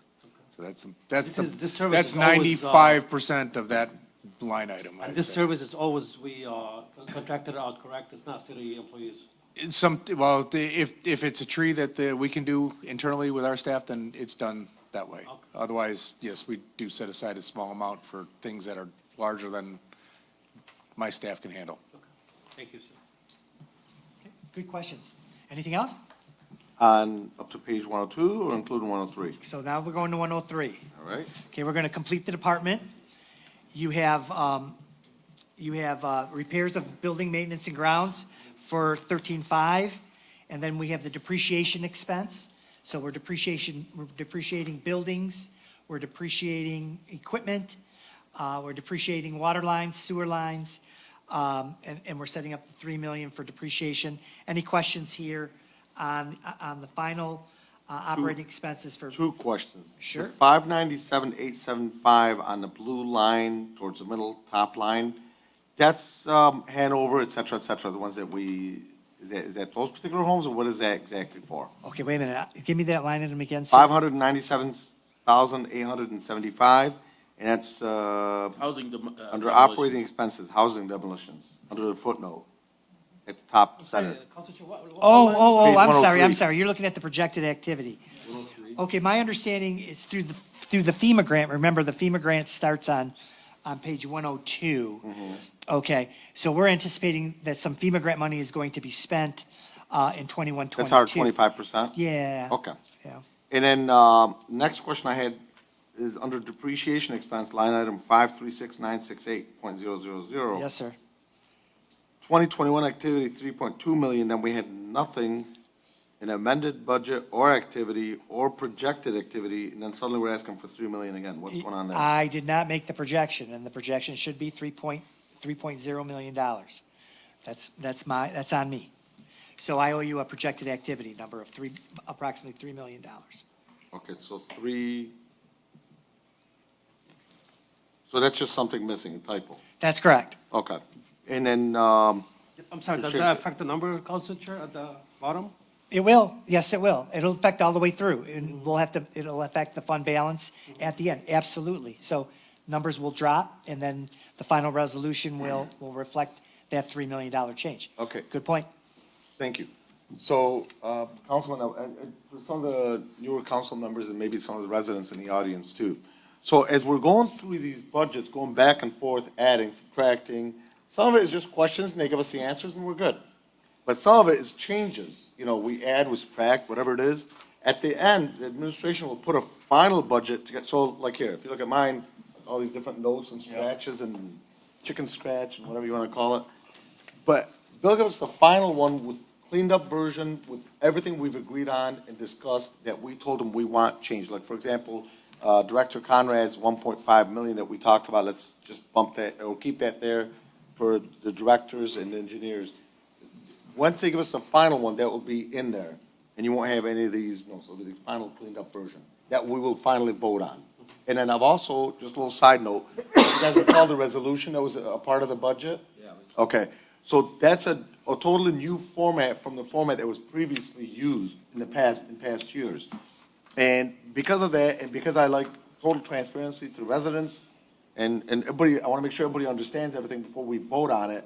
I spoke with the controller, and he agreed that he will go through those one at a time. As a matter of fact, I've talked to him again today. He's putting something together for us that will clarify that resolution, so that all of us will know, A, what we're voting on, and B, residents will know what we, as their elected officials, are approving. Thank you. Okay, any other questions on page 103? Okay, we're going to move along to page 104, and we will be in the water transportation and distribution system. We do not have any salaries here. Basically, what we have here is straight contractual expenses. You have water sewer supplies that are used out in the field. You have additional street repairs, contractual services for $625,000. We have our Ecorse Creek O&M costs for $560,000. There's CSO retention basin costs, $273,000. Water purchases, this is our GLEWA wholesale number. GLEWA's asking for $4.150 million for 22-23. The sewage disposal charges, this would be Wayne County and DUA. We're looking for $7.550 million, and that will be increased by another $300,000 as we discussed back on April 20th. So the final number will be $7,850,000. And then as we come down to the final emergency repairs, sewer lining repairs, 973.002 for $200,000. Any questions here on page 104? So you're paying your wholesale costs and you're paying for various supplies and repair supplies. Mr. Chair? Yes, go ahead. I'm sorry, you mentioned 7.8 million, and you lost me there. I can't find that number. Oh, I'm sorry. If you go to line item 592, 537, 929.000, come across. You'll see 7,550,000. Okay, and then back on April the 20th, we talked about how do increase their rate, not 4%, but 8.5%. So we need another $300,000 for that line item. And it's gonna run us, the final number will be 7,850,000. Thank you, sir. You're welcome. Good question. All right. Any other questions on page 104? Also, one more thing for the council members is the controller has put something, I took preliminary look at it, he's put something together that's really, really nice for all of you guys as council members that clarifies the resolution. So I thank him for that, and you guys will get that in your emails sometime tomorrow from him. He's just making some final changes on it that will clarify the resolution. Ultimately, the resolution is the main thing you're gonna be approving, ultimately, so, thank you. It's what we went over. Right. Okay. I know, and there are certain things that I also requested that I believe HR said she was gonna bring forward, correct? Yes, sir. That's my Thank you, understanding. guys. Yep. Okay, so with that, any other questions on 104? Okay, moving to 105, finishing up the Department of the Water Transportation and Distribution. We have capital outlay for equipment, pressure reducing valves, $400,000. We have some lead line service projects that we're dealing with for $125,000. And here's your first bond proceed project, the CSO L42 project, $11.309 million. Any questions here on page 105? Council Chair? Go ahead.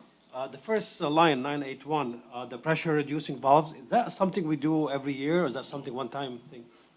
That's a one-time deal. We My approved that understanding is long one time time. ago. Do you want to, at the time, do you want to talk about that? I don't know if I have all the information to really talk about that right now. This is not this is not all the PRVs we have. This is the planned replacement of parts of the PRVs. We have more. Okay, Yeah, we'll so see this more is, next yeah, we'll see it more, yeah. Thank you. Any other questions on page 105? Okay, we're going to move along then to page 106, turning the page. Okay, you're going to have the water tapping and install section of the city water sewer department. Okay, here you'll have salaries, field salaries out in the field, $892,415. Overtime, $155,000. The fringes associated with the employees, $325 for hospital, $5,630 for life, and then of course you have your Social Security and employer pension contributions for $339,000. We have water and sewer supplies coming out of the tapping and install department, and we have $3,500 for repairs and maintenance on equipment. The total for this department, $1.862 million. Any questions here? Yes, I do. Go ahead, sir. Councilman, just quickly, just quick statement. Again, and we don't need to hash it, but same as the other departments, the overtime Yeah, well, is that's. way too high. That's my question here. I mean, we got $155,000 for tapping. That has to be done on overtime? When a business or a homeowner, new home is being built, you gotta do that on overtime? That goes into tap repair too? Okay, so when So you can't shut the water off at the street, you gotta dig and repair that. Yeah, so, I mean, those are, leaking taps, water main repairs of taps, I mean, different, I mean, it isn't just a new tap. Right. You're doing also water main. But when they when they have a water main break, shouldn't that just be rolled in with that overtime? When they're just repairing the water main break right there and the tap is there, why doesn't that get fixed all at one time? Comptroller says this was also including water main breaks. Well, that's what I'm saying. When you have a water main break and it's on the other pages, why isn't that fixed then in that budget? Why do we have to have two budgets to fix something when you're right there? That's like doing preventative maintenance, and I got a bad bearing, well, I'll come back and fix it later. You're there, you got the hold up. I mean, I don't know how to answer that question. I mean, I think it's just a funding thing as to where the funding comes from for. Well, I understand that, but again, it's $155,000 that can be used elsewhere if the whole, it may not be, it may be 75,000 of it. we're not coming back at a later time to do this. I mean, it's all bundled into the same repair. But you got it on overtime on the other stuff, That's, on water main breaks. So, well, so on the first department on overtime, you're seeing water main breaks, you're seeing administration overtime. And here you're seeing overtime for water main breaks and for water line maintenance. What's the difference? Just, is it, and just to help clarify maybe, so the councilman just pointed out that per approved March 2022 Pratt and Moran study, 155, is that why we have 155 still projected? No, that's why we were appropriating. We're using the study. Was this done in a closed session? You had multiple, this is the report that was approved back in, so this was, you saw it in January of '22? You saw it in December Oh, of I 20? recall. I know, I okay. recall. Yeah, so that study that But I was didn't know if we were produced. allowed to talk about this or not. Oh, 'Cause it was in the same, it was the same written thing where the one at 400,000, you told me not to talk about. It was based on your, This is the study, we're pulling this money off of the study, this 155 is the estimate from the study that was approved by council. So not only do we look at what actually is happening out in the field and what is required, but we're also looking at that study, okay? And we're using that study. We paid for that study, we're using that study. So all that is factored into this spending plan. Okay, so, Councilman, was your I don't get answer it. to satisfactory? I don't get it. We're paying overtime in another department for water main breaks, but yet we're gonna pay more money, more overtime money here for water tapping and, when it's bad, you're doing it when the water main breaks. Right. It's redundant. It's a redundant cost. Well, what we can do is this, Councilman, we can make sure that we're accounting for all overtime in the water section in one line item. We can make sure that happens. What should be happening in the first department on page 101, you should just be seeing overtime for administration. So those three individuals that No, are. but I'm just talking about when we were, never mind. It just, we get a lot of overtime in DPW, period, okay? Yep. And it's a lot of money that we're paying in overtime. Yep. But to me, you're taking a water tap, you're digging a hole to fix a water main break, and then you're gonna do it for a water tap replace when you're already there. Well, I think what Robert has said is that when the hole's in there, he is doing the work for both. He is doing the water main break and he is doing the tap repair. That's what I heard earlier, but I don't want to speak for Robert. yeah, But didn't we allocate money overtime for water main breaks in another area? Yes, but that would be anticipated for general administration, okay? Okay. We're not on the same page here, so I'll look at it a little bit closer and then come see you and ask Absolutely. questions. Absolutely. But you're right, you've got the main gist. We're charging overtime in the first department and we're charging overtime in this department and the numbers are big. Absolutely.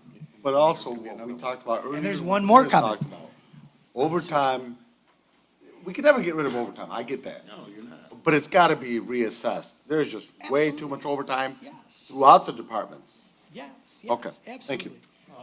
absolutely. Councilman, go Council ahead. Chair? So since we're talking about overtime, can you go back for this year's budget? There's a big difference. So what was the change here? Okay, The so same if line, you- 709.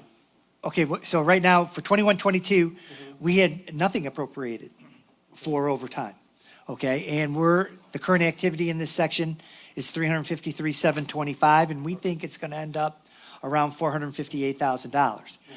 That's my best projection.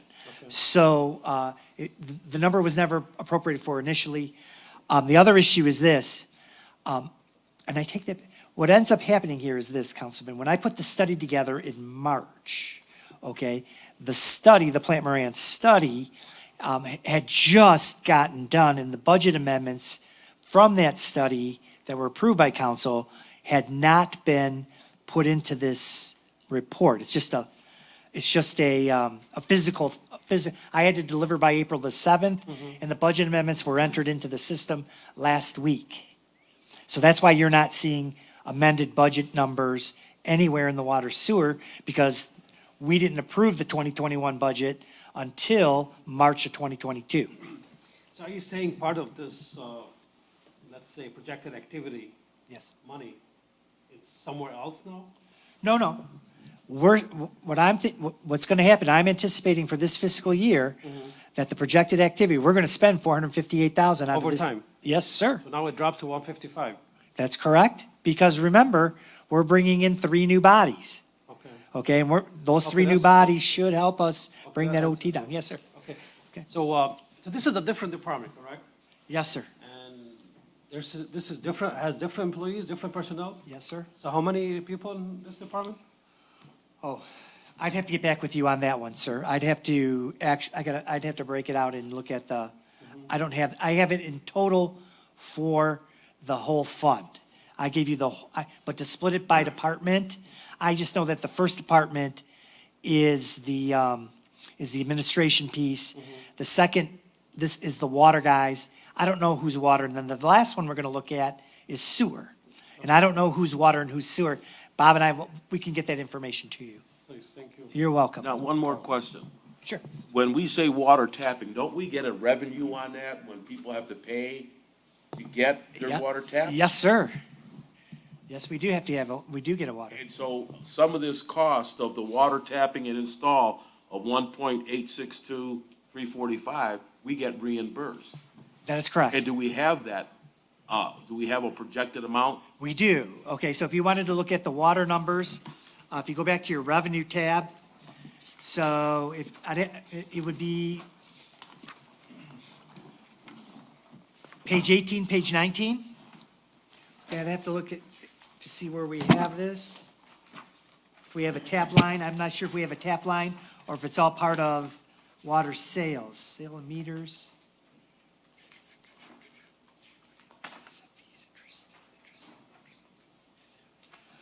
Councilman, I'll have to I'll have to defer back to, get you the information. Because that number, the 1.8 million kind of lowers down because of the Offsets. revenue coming. Absolutely. We're looking at 37.668 million in revenue, and the tap fees would be part of the 37 Yeah, million. if we can get that, I'd like to know what that is. Absolutely. we can get that for you. Controller, Yes, sir? whenever you have council members that ask questions and they need something, you say you'll get them information later. If you don't mind, because we're a part of the same meeting, if you could send it to all council Oh, members. absolutely, sir. Oh, Right. everybody gets, yes. And I just say, as per Yes, sir. Councilman so-and-so's Yes. question, here's this, but send it to Everybody all. gets the information. Good. Absolutely. Thank you. Yes, sir. Yeah, I apologize for that. but No, it's yes, okay. Then we'll do that. Yep. Okay, those are all good questions. Anything else here on page 106? 106, you said? Yes. Okay, so 106, well, I already addressed it, so we're good. Okay, let's move it on. We're moving on to the end of the department, water meter reading and repair. Here you have meter supplies, meter repairs, and of course, we have the $9 million of the bond proceeds for the water meter replacement. Total of this section, $9,007,500. Any questions here on page 107? Just a quick question. I know at one point, I'm not sure if it was the treasurer or who it was at one point, they had mentioned that the 9 million, actually, I think it may have been Ali Deeb, I believe. The 9 million may not be enough. I'm not sure who mentioned that at one point. Was it you, Ali Deeb? Yeah. So with that being the case, and I know that was probably about maybe 8-10 meetings ago, if not, give or take. So with that being the case, and I know you had mentioned you were starting to look into it, what do you anticipate the cost being there? Well, just keep in mind that all the projects that made up the bond in general, and I'm keeping a real close eye on that because those estimates were made 3, 4, 5 years ago, and they're not coming through. Just finished the first one, closed out the L43, so I've got the total as part of that money, and I've got the total, complete, everything. And then now we started the second project, and the third will be the water meters. So I'm keeping track of all these numbers to see how we come. Give you an example, L42 that you just approved is like $1.5 million over the estimate. 1.8 approximately. So that assumed that in 2 years, we get 0 change orders, which is never the case. So we are over budget. Now, the water meters, we've got some rough numbers. We haven't bid anything. We'll be coming to you now. We're in the product selection stage. We have a product in mind, and we're going to select. So that will be the meter that we specify in order to go out to start replacing. You have to do first the research to find out what you're getting. You have to specify a meter, and that will be the standard going forward. And we did multiple interviews and, studies and, try to select the proper meter. That's not something that we're going to change. We didn't do our due diligence on a few years ago when we just threw a number out without getting specific. Well, what I'm saying is the estimates that, yes, that's part of it. And part of it also is the construction cost has skyrocketed. Yeah, but I'm just saying, material. we did that 3 years ago. Yeah. And now we're just now not even getting, we don't even know what water meter we have 3 years later. Yeah, I agree. What we should have done 3 years ago, instead of, just like the CSO projects that should have been done 10 years ago, we kicked them down the road and now everything's gone up 150, 200%. Yes, I agree. I mean, by the time I got involved, the bonds were sold, the money's in the bank, here's your list, go do it. And we're trying to do the best we can, but I'll keep you in the loop. Okay, thank you. Okay. Any other question? Where did we go? Okay. Any other questions on 107? Thank you, Mariana. Any other questions on 107? All good. Okay, getting back to your staffing question, Councilmember Muscat, Robert's telling me here that when the guys work out of the DPW, they could either work on, nobody's designated water. Correct. And nobody's designated sewer. So so to answer your question, the field staff is all being charged between those two departments as they work on water or as they work on sewer. So there won't be a listing, we won't be able to get that. Now, we will get you. The work orders come in and they get charged to specific departments. And the guys go out and the guys go out. And then we'll get you a tap revenue. But that should answer your question, Councilmember Ahmad. All right, very good. Okay. All right, any other questions on 107? All right, moving along to 108. Okay, here you go. This is sewer. Okay, this is sewer and sewer maintenance. What you have here is salaries, $16,625. A little bit of overtime here, $13,750. You're looking at fringe benefits and employer contributions, totaling, there's $6,000 for hospitalization, $100 for life, fringe benefits for employer contribution, pension, and social security, around $7,100. Sewer cleaning, sewer lining, $400,000. Sewer lining repair, $865,000, which is a good number. Maintenance, repairs and maintenance on equipment, $5,500. And we have a. Is that enough money? $5,500 on repair of equipment? We think so. For this section, yes. Okay. There, you have other line items that you'll tie into. And then the last item, capital outlay, a street sweeper replacement, $297,530, for a total in this section, $1.611 million. Any questions here on page 108? Councilman Bidun, go ahead. Thank you, Council Chair. And this is for the director. Do we know, how many street sweepers do we have currently? 4. Okay, and of those, do you know how many are more up to date?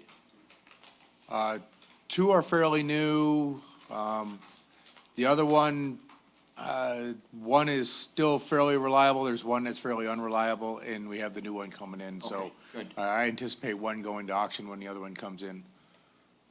Well, could we still use it a little bit before we auction it off? Oh, yeah. But once we get the new one, it's costing a lot of money to keep it running with repairs. So, I mean, I just can only imagine. Let it go.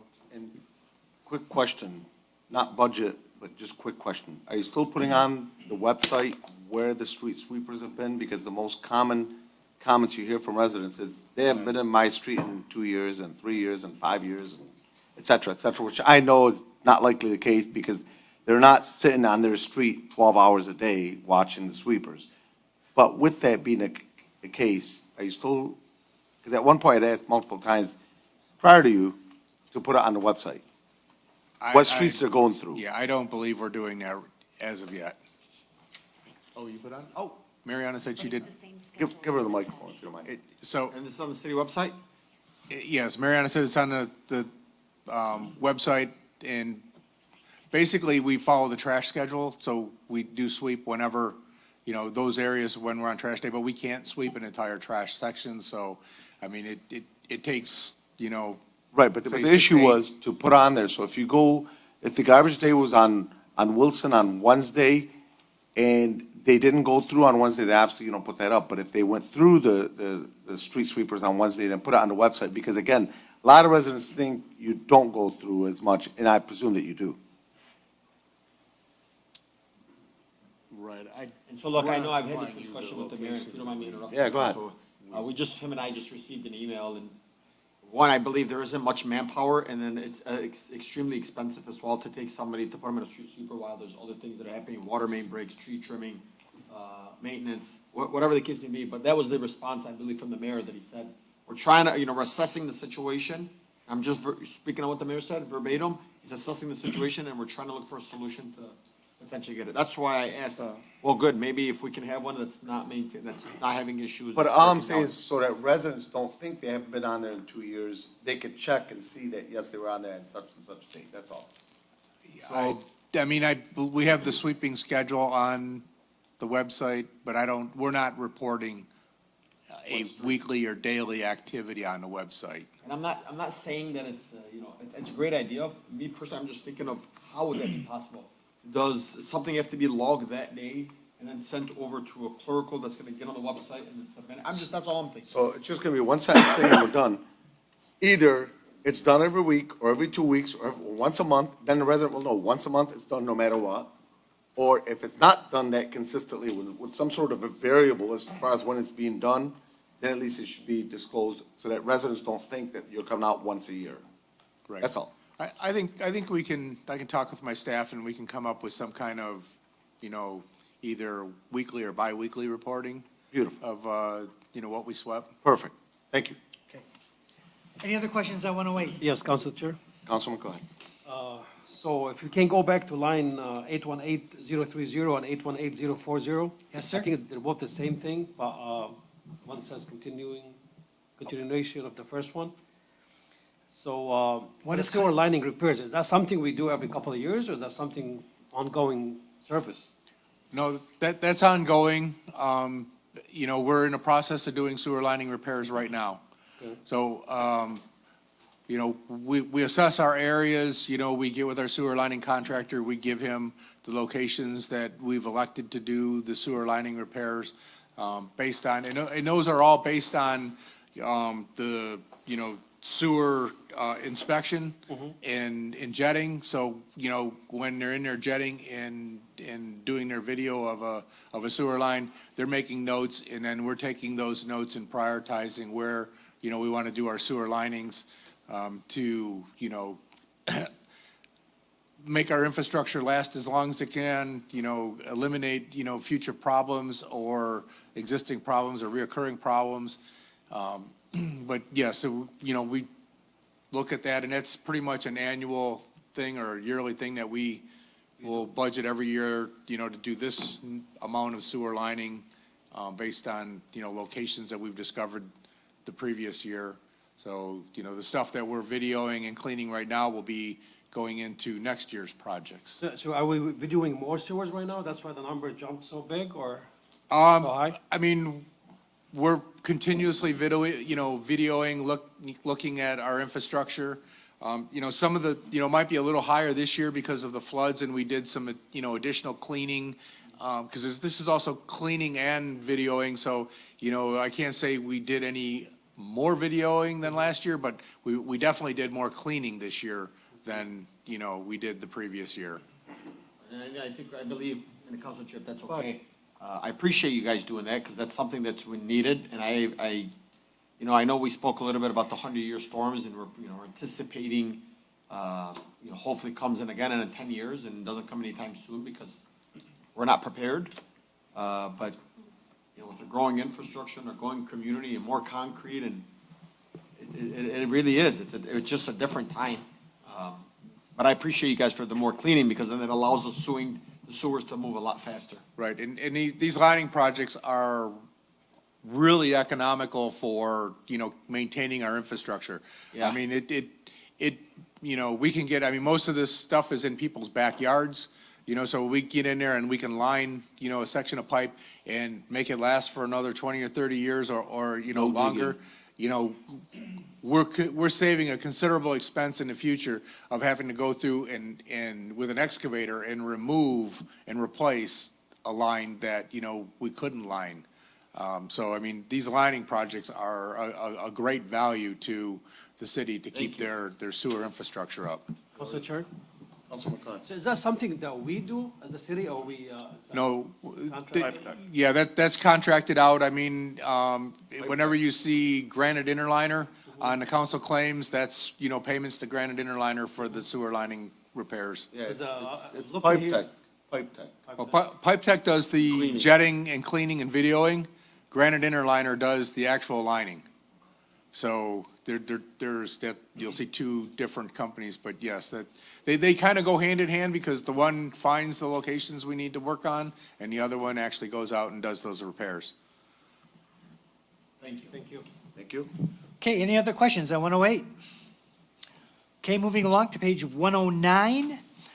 What you have in front of you on page 109 is 10 of the 11 debt issues now the debt issues total $2.489 million. 10 of the 11 debt issues are in front of you that deal with water sewer, everything from the 21 cap improvement bond to the SRFs to DUA. Any questions here on page 109? So just to clarify, on 4575, that was the original bond, correct? 4-5. Yes, that's the first payment. Right, and then 760, what does that represent? That's That's the next mortgage payment due, or the next bond payment due. second payment, okay. Yep. Where do you see this? The first Uh, First line line, item 990-007. Top one. Okay. top one okay. there. So You they start had giving that, different numbers, 4575, start looking at line items. right. No, good point. Yep, so you're making the big payment now. That came before council. Councilmember Ahmad read the resolution. There's the 4575, and then next year you'll have a 760 bond payment. Any other questions here on the 10 of the 11 debt issues? Okay, moving along to 110. You'll see the last debt issue, which is a street sweeper installment purchase, 99-123. It's an installment purchase on one of the street sweepers. Please know that your debt issues out of the 11, they go out to 2046. I'll be 85 years old. So when those are all done, I'll be 85. Well, you could be the controller by then. You can sign it off. So just please know that those debt issues they'll be out there till 2046. Any questions here on page 110? Council Chair? Councilman McLean. So that street sweeper, that's one of the old ones, correct? That we're still paying on? Yes, Thank you. not that old. And with that, that concludes our presentation. I gotta tell you, good job. Bravo, guys, nice job. Good job yourself, And- sir. And this is a work by, I know a lot of people, but I do appreciate, having sat in on multiple of these over the years. This is the Let's see, best I'm trying one to yet. say PC, yeah, good one. And hopefully this, so when we get to public hearing, it's a no-brainer. We're through. It's boom. Okay, so what the controller is referencing there is gonna be a public hearing on May the 17th at 5:30 PM. That's 2022-23 budget public hearing. And then it will be a final budget approval on the 24th of May at 6 PM. That's the final approval by us. Right. And then the resolution, when do you wanna? I'll get the final resolution. So the final resolution I'll have for you for public hearing. Okay. Okay. So, because as you recall, I want to be able to go over that one item at a time, but you're gonna send us the paperwork that we looked at today with you. I'll send you a crosswalk. Tomorrow. Yep, I'll send you a crosswalk tomorrow, and then, the final resolution will come out for the public hearing. It'll come through the clerk. Okay, I'll send it as an item to the clerk, and then the clerk will get that out to you like normal business. And we'll go over on the 17th, correct? That's correct. Okay. And just to be clear. Now, wait a minute, Mr. Chair. We're not going to go through a deep dive like we did with this. No, not like This this. No. Okay, good. But what I do, what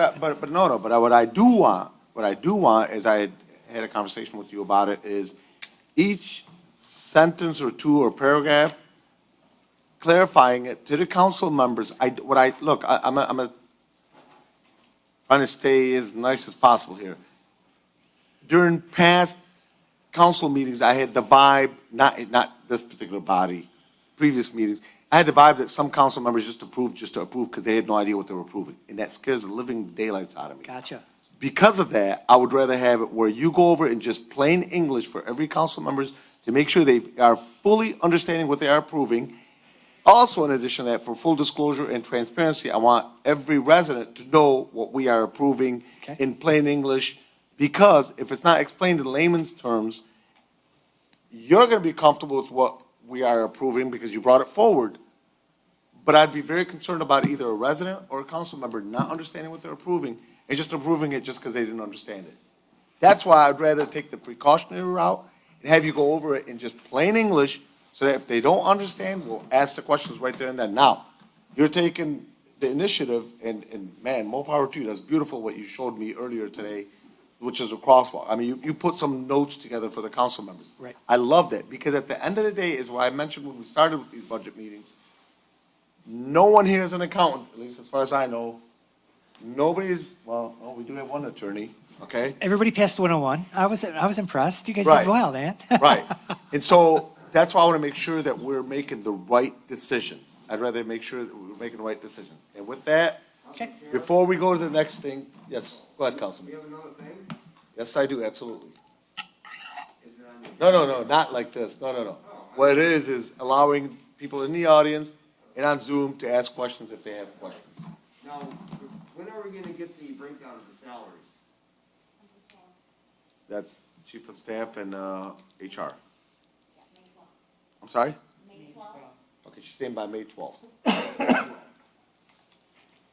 So for those that have asked for it, is it possible, Chief of Staff, and I know you're not the final decision maker on that, it's through HR, but is it possible to get it to the council members a little bit earlier so that on May 12th, they're able to make better decisions? Dave? Sorry, thank you. No, you did good.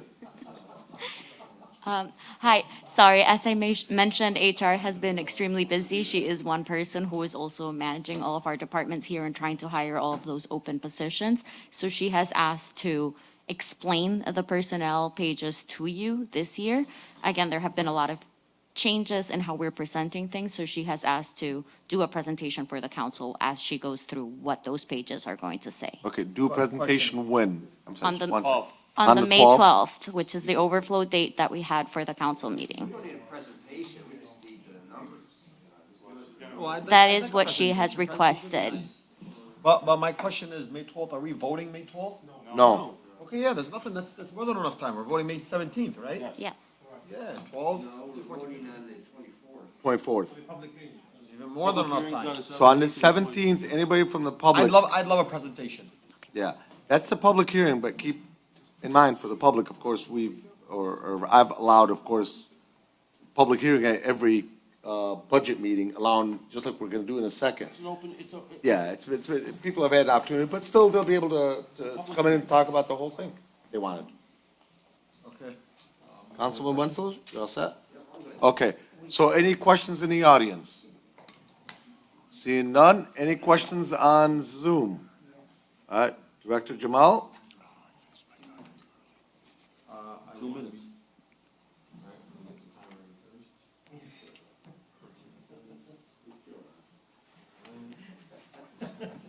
I want to go eat, Director. Yeah, very quick. It's gonna be a couple of moments.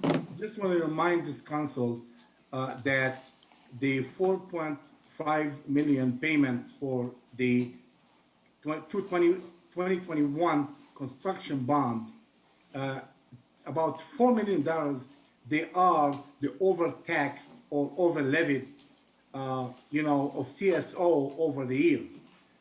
That being approved by the council, and some of you were approved that in the past to continue over living the people, the taxpayers. So those now are paid as a first payment plus about $400,000 from the water fund. That's why, because the design of the payment by the bond was designed to use the aged $4 million over levied over the years to use it as a first payment. Just make sure that everybody knows that, and the taxpayers know that those are their taxes. They are not coming from nowhere. They paid that in the past. Have a great day. Thank you.